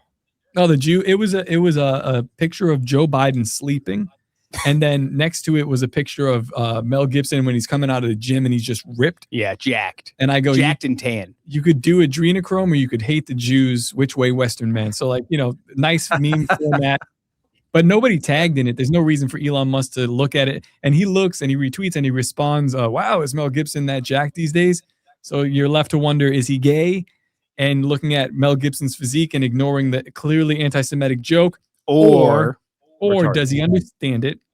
And He's is putting he- his finger on the scales. yeah, and this is right before the whole Kanye West shit pops off, where he's noticing the Jews, and yeah, so I'm like, damn, did I play a role? Like, was I a useful idiot in the narrative that we're all looking at right now? And I think I was. I don't know how to feel about it, but that's what happens here. Like, Yeah. there's a conversation that is true, and then it's picked up by the elites, and then they So that's even more it, of you a important thing to highlight. It's not just that conspiracy is coming, it's that they want it to. They are orchestrating these drips and they're putting their foot on the accelerator. Mhm. It's time to speed this up. So TPUSA doing this thing where they're trying to, remove themselves from the dirty conversation and have this pristine, white-towered, Christian Zionism mixed with Republican values kind of a deal. I don't know how long that's going to stand, man, because it's coming. In fact, I kind of think that that's not the point. The point is like, look at how crazy it is. Look at Erica Kirk. She's fucking crazy. Like I think they're showing you, they're showing you the really grotesque version of the mask, because I don't think that anybody's looking at TPUSA and going like, absolutely, man, that's on the up and up. In fact, they're mostly the point of ridicule from all the people that look at, the situation and go, is that a grieving wife? Because that feels really weird. This whole thing feels really strange. And I don't know. In my life, I'd feel very uncomfortable if I was watching. I'd smack her. Well, I'd be dead, but I did Yeah. smack her. I'd go smack her. Yeah. But yeah, so I mean, what do you guys think about that whole picture? This idea of like, what is TPUSA, and like, how do they stand up in whatever's coming? I think it's a bunch of gays. I don't know. Yeah. I still get texts from them, and I'm like, oh, well, thank you. Yeah, you're right on to it, Jeremiah, because I mean, you look at Peter Thiel, And Peter Thiel was one of the backers of JD Vance. And Peter Thiel in 2016 was the gay guy supporting Trump. And he's also involved in Palantir, which is Where are all the AI guys gay? I don't know. Like what's up with that? Yeah. I mean, it's definitely they're creating an entity to swallow the Zionistic mindset movement and also kind of back it with the American government, because you have the TPUSA and the involvement of Trump going, we need to bring God back into the state, and then TPUSA is this golden goose of how they're going to introduce this to the next generation or whatever. And I think what it is it's setting up for this controlling crusader-esque technocratic state that we're heading into, because I mean there's a lot of esoteric backing to the war in Iran right now. I don't know if you guys have seen some of the footage of like war secretary, he's got the crusader crosses all over his chest, and lo and behold he's the guy leading the charge as we go and smack the Muslims down in Iran. And it's really interesting because there is the pseudepigraphal letter from Albert Pike that talks about the 3 world wars. Yeah. And it talks about how it's teeing up for all of these 3 Abrahamic faiths to eradicate each other. And we're already seeing the tension from Islamic migration all across Europe, and also pressure here in the US, the people up in Michigan, renting daycares, or whatever. And then you have the divide between the Catholic Church and the Protestant Church. And we have the first American Pope from Chicago. And I think they're teeing up for ecumenicalism in terms of these truthers like Candace Owens and Tucker Carlson and Russell Brand and Mel Gibson and Marky Mark. All of these are very outspoken Catholics, all kind of representing, hey, if you're a Christian, if you're conservative, if you don't believe in abortion, come on back to the mother hen church. Come on back to the Catholic, catechisms and such. I actually heard from Candace Owens, and it's one of the things that, even though she brought up Rob, I was really concerned about it. She said to be a student of history is to be Catholic. And I'm like, wait a second. Do you know how much the Catholic Church really eviscerated? You know what that sounds like? Yeah, an attack on Anthony Fauci is an attack on science. Well, Tucker Carlson, sorry, Jake, but he's along the same lines recently as well. He just claimed Protestantism is preaching a false gospel. And I don't necessarily disagree. Problem is like now you're pointing to an Episcopalian church or the Catholic Church, and it's like, okay, what about them? No, that's fine. But it's strange. We're being funneled into a certain territory. Yeah, this does bring it to mind all the, kind of Johnny Cerrucci or the Ed Mabry ideas of the Catholic Church coming and swooping in to occupy disheveled Israel after all the nations turn on Israel, and the Palestinians are wiped out and all this other idea, and the idea that the Vatican would come in and basically occupy that land, which is a fascinating take. But yeah, there does seem to be a lot of ops. I mean, Jake has some thoughts on that. Go ahead. There's a really fascinating pattern I noticed with Lent. And so the diocese, so the reason I found out about this is I have some extended family that are Catholic. And so we were visiting, and they were like, yeah, for Lent, our priest is asking us to give up social media and give up getting on Facebook and get up looking at the news, because all the stress and drama of the world. And so I noticed this pattern 2 or 3 years ago, but it was like right when they started this 40-day, Lent season, that they all were giving up their social media. They weren't listening to the news. And right after they started this, like a bunch of world event, like ground shaking news started to happen. And it happened this year as well, to where the season of Lent started. And then lo and behold, the Epstein files drop, the World War III kicks off like 2 or 3 weeks later, and so there's like this pattern, because we know one of the largest intelligence sects of the world was the Jesuit order. and that's actually a quote from Napoleon Bonaparte about the Jesuits being like this intelligence agency. But it's the fact that the Catholic Church represents billions of people, like at least a billion Christians, so to speak. And so if they send out this frequency saying, everybody turn off your news, everybody turn off your tablets and the digestion of information, then it's almost like it's a planned kind of, turning off the tap, and you have a billion people that are ignorant to these very pressing news stories and things that start to happen right after they start this Lent process of giving up their social media. And that's interesting. It's like everybody enter the echo chamber on 3. 1, 2, 3. Yeah, and then you all do put it your all hand at in the once. sand, and then everything starts happening right after that. It's like, what is the pattern here, man? It's like they're timing it.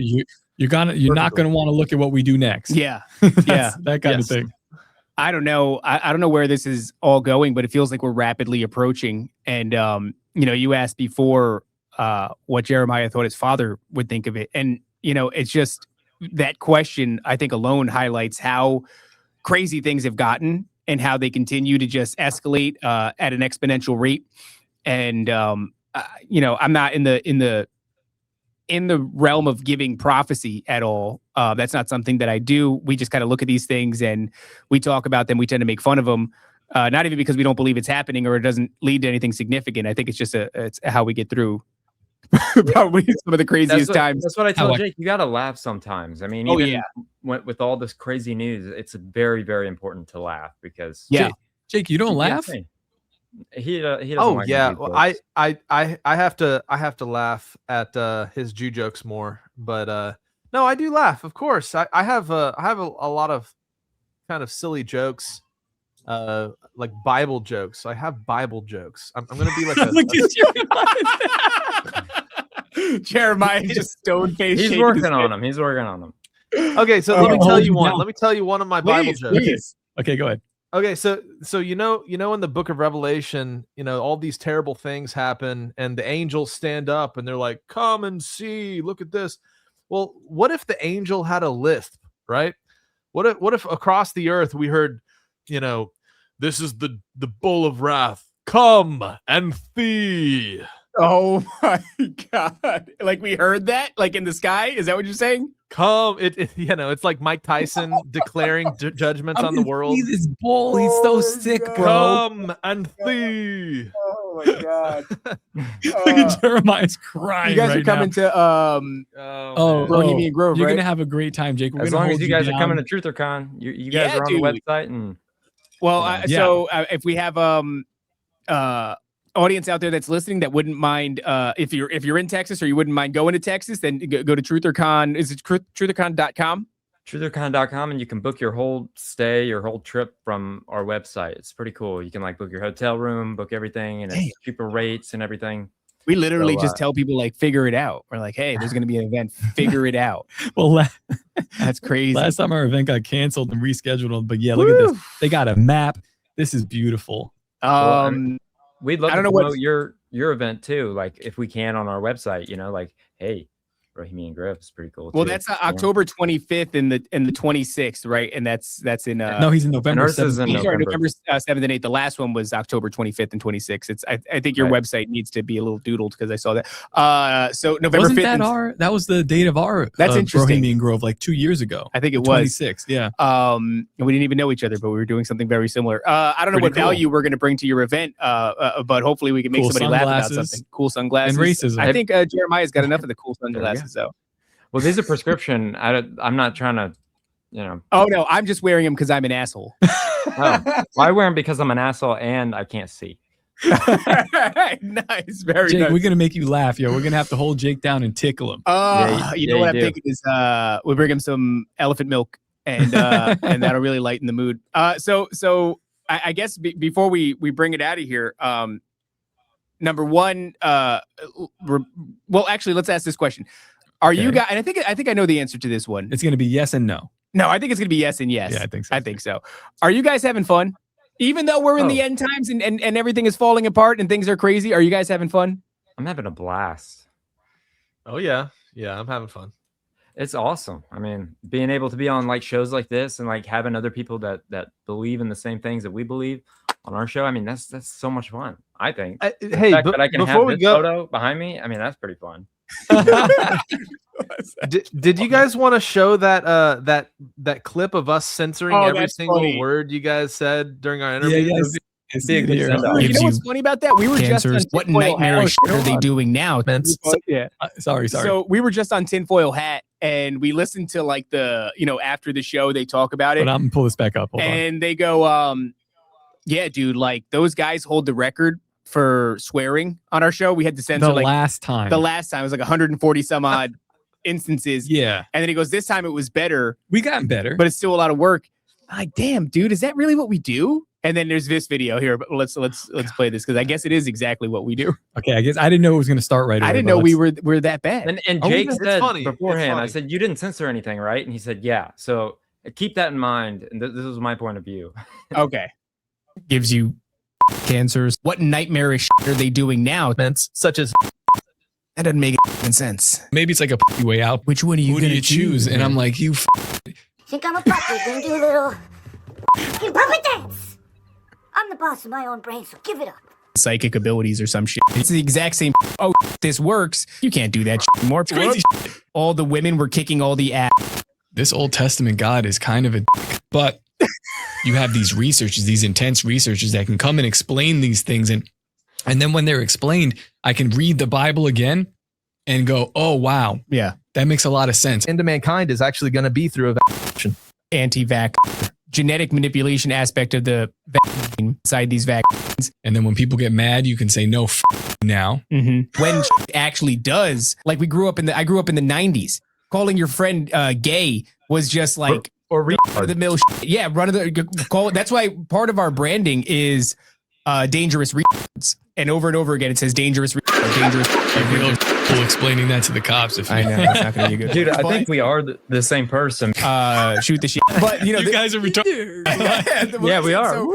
And the retarded part is I've already established I can't read. Whatever your thing is, if you want to become the guy, if you want to become this guy, it's all there. There are plenty of intellectuals in our space. I'm a retard. Willing to say the crazy dangerously retarded. You got to be You got to be retarded.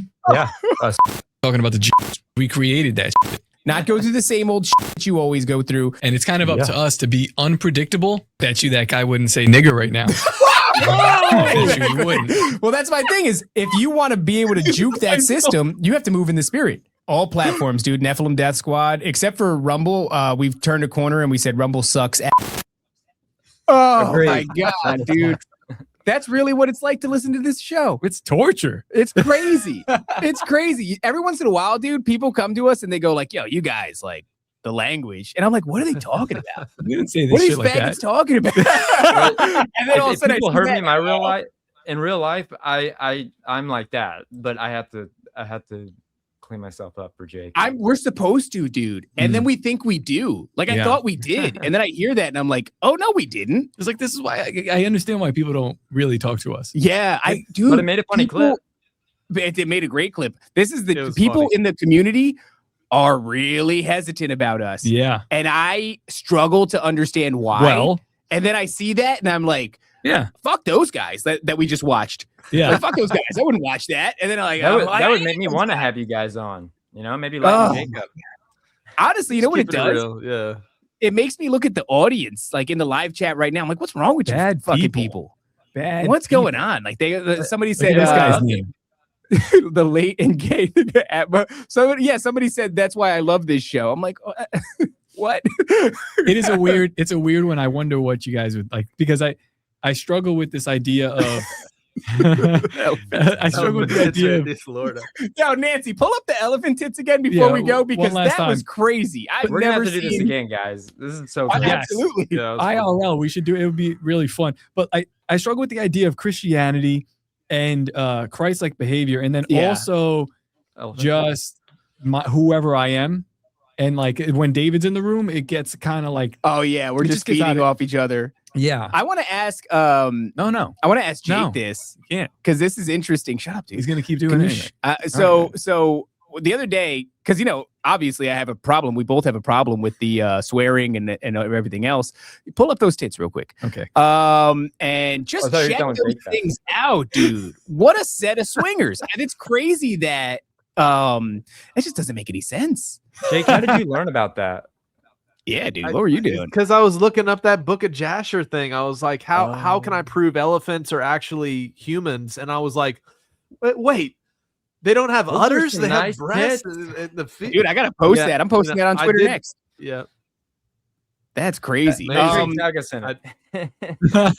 So the question that I want to ask Jake is like, so obviously, I have a problem. We both have a problem, and people bring it to our attention routinely, and it's something that I wrestle with. And You go, why you like that? and I think about Jesus, and I go, Jesus said a lot of things to a lot of people, called a lot of people, vipers and whitewashed tombs and all these different things, right?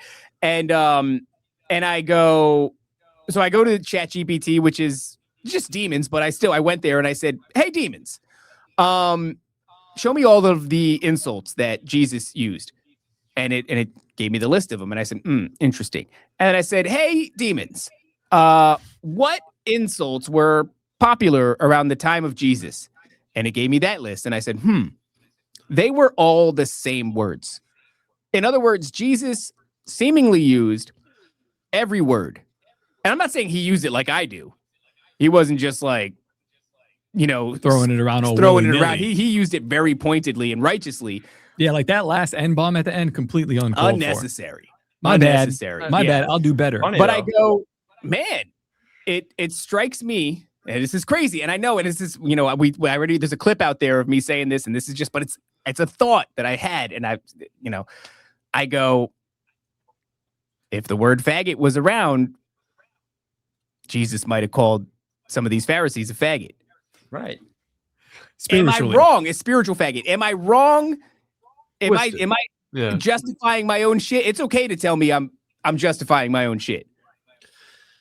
No, I think language is very subjective. I think any intellectual person should be able to, hear through the language being used. I think the problem is the people that have wholesome family values, they're so offended because they've been trained. And we talked about Owen, and he just put out his How to Slay a Wizard book, and it Yep. breaks down this concept. So if anybody is like, well, I have a problem with language, but also you got to understand that there is a spellcraft to the way words have been used, and we're trained to tune out certain things from a very young age. Like for like 15 years, you're not allowed to say certain words, but then as soon as you graduate, then you're into this realm where, people use it in their everyday speech. So it's, it's definitely not a sin to say a cuss word. I think it's just how people are programmed, and who do you want your audience to be? Because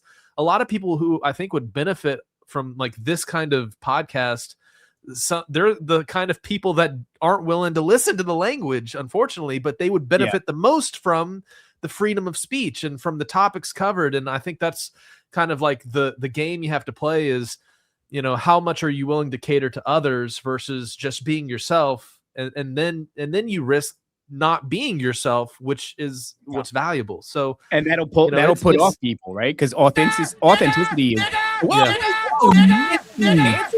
on a loop. That's on Jesus. a loop. And loop. Authenticity is what is winning the day right now, and I think we have a lot of intellectual thought leaders. It's crazy to talk about Jesus Christ after that drop. But That's crazy. Yeah. This Saturday, I was talking with my father-in-law about. Was this after the really stellar Easter performance where they crucified the tall, skinny girl? This was before. Wow. It's a 501c3. You wouldn't get it. Yep. It was kind of but crazy. I was talking to him about it, and I think a lot of people's hesitation with believing in Jesus Christ and I guess being a Christian is the clear understanding to them that they have to then change their ways and die to themselves. Now, does that mean language? I think part of it does, but it's also what I was explaining to him is like this is also a process. Like believing Jesus Christ and accepting as your Lord and Savior doesn't mean that tomorrow you're some sanctified version of yourself. You're Right. still you. And then you have to discover, you have to read the Bible. I'm still a You have piece of to- shit. You have to study. You have to talk with other Christians in the space. And like, you know, you're always going to be you. Like I'm always going to be me. And on this show, I'm me dialed up to 100. I'm not like this at home necessarily. So I'm a version of me that is performative in a way, but I'm still aimed at this thing. And I'm using it as like some sort of a contradiction. But yeah, I feel like a lot of people do struggle with that. Like they're not going to be able to be who they are. And I don't, that's You just don't not have to have it all figured out to come into a faith like process. And it kind of goes back to what we were talking about earlier in the show with the Peter vision, and it leads into the Jerusalem council that happens in Acts. And it talks about the Gentiles that are coming into the church, these like people that are worshiping at the pagan idols and committing, you know, temple prostitution and all this stuff. He says, let's not put a burden on these Gentiles, like these people coming into the church. Let's just start them off with these basic 3 things, which is sexual immorality, you know, the worship of idols, and, you know, drinking of blood, basically. And then it says, then it says Moses is taught in the synagogue every Sabbath day, because the faith process is not something you have to have figured out on day one. It's just, it's as long as you're willing to humble yourself and be like, I don't got it figured out, then you're in the right spot to take the journey to then start to learn on the areas of your life to you know, start to make more Christ-like versus the old you. And I think that's what a lot of people are turned off in terms of the denominational facades and the ways that, like, you know, if you want to go to a Pentecostal church, you have to, you know, be clean shaven and wear, you know, the real long sleeves or whatever. And I think that's what turns people off in terms of like religion versus what I think real true faith is, because the process is not judgmental. It's just, it's all about, for one, the humility. Humility is the thing that binds the Spirit of God to us, because the moment you are puffed up and prideful, that's the moment you have the spirit of religion. And I think that's, you know, it's actually tied to the season we're in, which is the season of unleavened bread. You know, what does the leaven represent? It doesn't just represent sin, you know, which you should get sin out of your life, sure, but it represents pride. It represents your own understanding and you trying to prove to everybody else that your way is the right way. And whenever we can humble ourselves, we're less judgmental. We're able to see the good in people in areas that, you know, otherwise we might have, you know, kind of had a judgmental high pedestal, you know, perspective looking down, but you're able to see the good in all of these different areas. Like, yeah, we talked about the Catholic Church, you know, and this, but there's people with, you know, good hearts in these different systems, in these different sets of beliefs, and we can learn from anybody. But you should never, you know, get to the point where you have it all figured out, because that's the moment that I generally tune people out. You know, the moment somebody's like, yeah, this is the way you have to believe, this is the way you have to walk out your faith in this or that way, you know, is generally when I'm like, oh, okay, you don't have it figured out, because wise people are generally humble people, and they're willing to hear and have the discourse. And I think that's the difference between religion and the spirit of religion and the, you know, and having faith and having, you know, at least some, you know, belief in the Messiah and his example. You know, it doesn't turn you into this Pharisee. It's, hey, we're all on this journey together. And no matter how rough on the edges you are, as long as you are going in that pursuit of truth, then, you know, have the conversation. Well, I think listen, you know, that conversation that I did have with my father-in-law about this, I was having it alongside somebody who's a newer believer, and she started the conversation, and she's trying to reach him in a certain way, but it's very much like, it's such a weird thing where it's like, you know, let's all pray to Jesus right now and accept the man. I was like, he's not even close. He's not even close to that. Yeah. And as she's doing the thing, which I'm familiar with, and, you know, she's doing great too. I stop her and I just go to him and I go, I don't give a fuck if you believe in Jesus today, or even like accept what I'm saying. I don't care. I don't, like, if we can go away from here, this is not my goal. You ask me a question, I'll tell you the answer that I think, and we could have a really fun conversation about this. Yeah. I'll never talk to God. I'll never talk about God to you if you don't really want to do that. But if you're asking the question, then we'll do it. And then we got into like a really long, deep conversation. But like I started it off saying like, I don't give a F if you, yeah. I don't. Now let's talk about God. Because that's not, for me, I was like, I'm looking at like, maybe it's a backward method, but it's not conducive to changing somebody's mind. Like, like, okay, he's coming here to get me to say the sinner's prayer and accept Jesus. Like, that's my goal. Like, that's not my goal at all. That's somebody else. I'm the guy that's going to pass the ball to somebody else. Maybe if you're interested in this, if you give me the opportunity, maybe I'll plant a seed. Yeah, that's all I can have do. an earnest conversation. I can plant it and water it a little bit, but I don't make this thing grow. And I'm also here to kind of show you, like, I am a bad person. Yeah, this is a Christian show. Yeah. But here's the truth as I see it, and this is what I've learned on my journey. This is take it. Why I constantly try to lead with the idea that like we're retarded, because it's not for yourself. Well, I mean, it's this idea that like if I can, when God asked Job, I bring this up all the time. It's like, where were you when I laid the foundations of the earth? We're only here for a little amount of time in the grand scheme of things. God might as well have said, Job, you're retarded, and that probably would have surmised the entire thing. Incredible. I'm going on a very a heartfelt monologue, and you're tweeting. I was tweeting. Yeah. I just didn't know that elephants had. Will you tag each one of us in one of the nipples? I can try to do that. I don't know if that's awesome. I think Instagram is the one that lets you tag in that position, but I'll try to. To me, it's a remarkable revelation that they have titties like ladies. I didn't know that. I think it's a good place to leave it. But before we do, I want to remind everybody who's listening where they can find your shows, guys, and where they can buy tickets to TruthorCon, where we're going to be November 5th and 6th. I don't know what we might be serving hot dogs. We might be just cleaning up the chairs after the event, but we'll be there. And if you guys can make it out to Texas, it would be very cool to see you guys. So where can everybody find your work, guys? Skiba News Nation on YouTube. We do a new episode every Friday at 4:44 p.m. CST. We go live at 7 every Sunday, and then we do a Discord hangout every Thursday at 7 p.m. CST. So we're on YouTube and everywhere else a lot. And TruthorCon, you can find us on our website, truthorcon.com. And because I figured the word conspiracy is like, we're not conspiracy theorists anymore. We kind of proved everybody wrong, right? Conspiracy factoids. So yeah, the con is. Oh, look, there we are. You can tell it looks just like us. We need some good headshots of you guys, and we'll put it in there. Yes. I look forward to seeing Flat Earth Dave. JVT, that's a guy that I'm like remotely. He's like really good friends with Alex Stein. So we're trying to get Alex Stein. Why I know Jay. Okay. We're trying to get Alex Stein to crash the event. That'd be so great. Oh, that would be fun.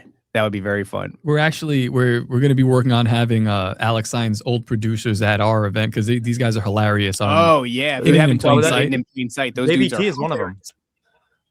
I can give you. Oh, he's one of the producers for them. That makes sense. So he definitely knows. Yeah. So he's unemployed. Sorry, JVT. He has a hilarious bit where he met up with W.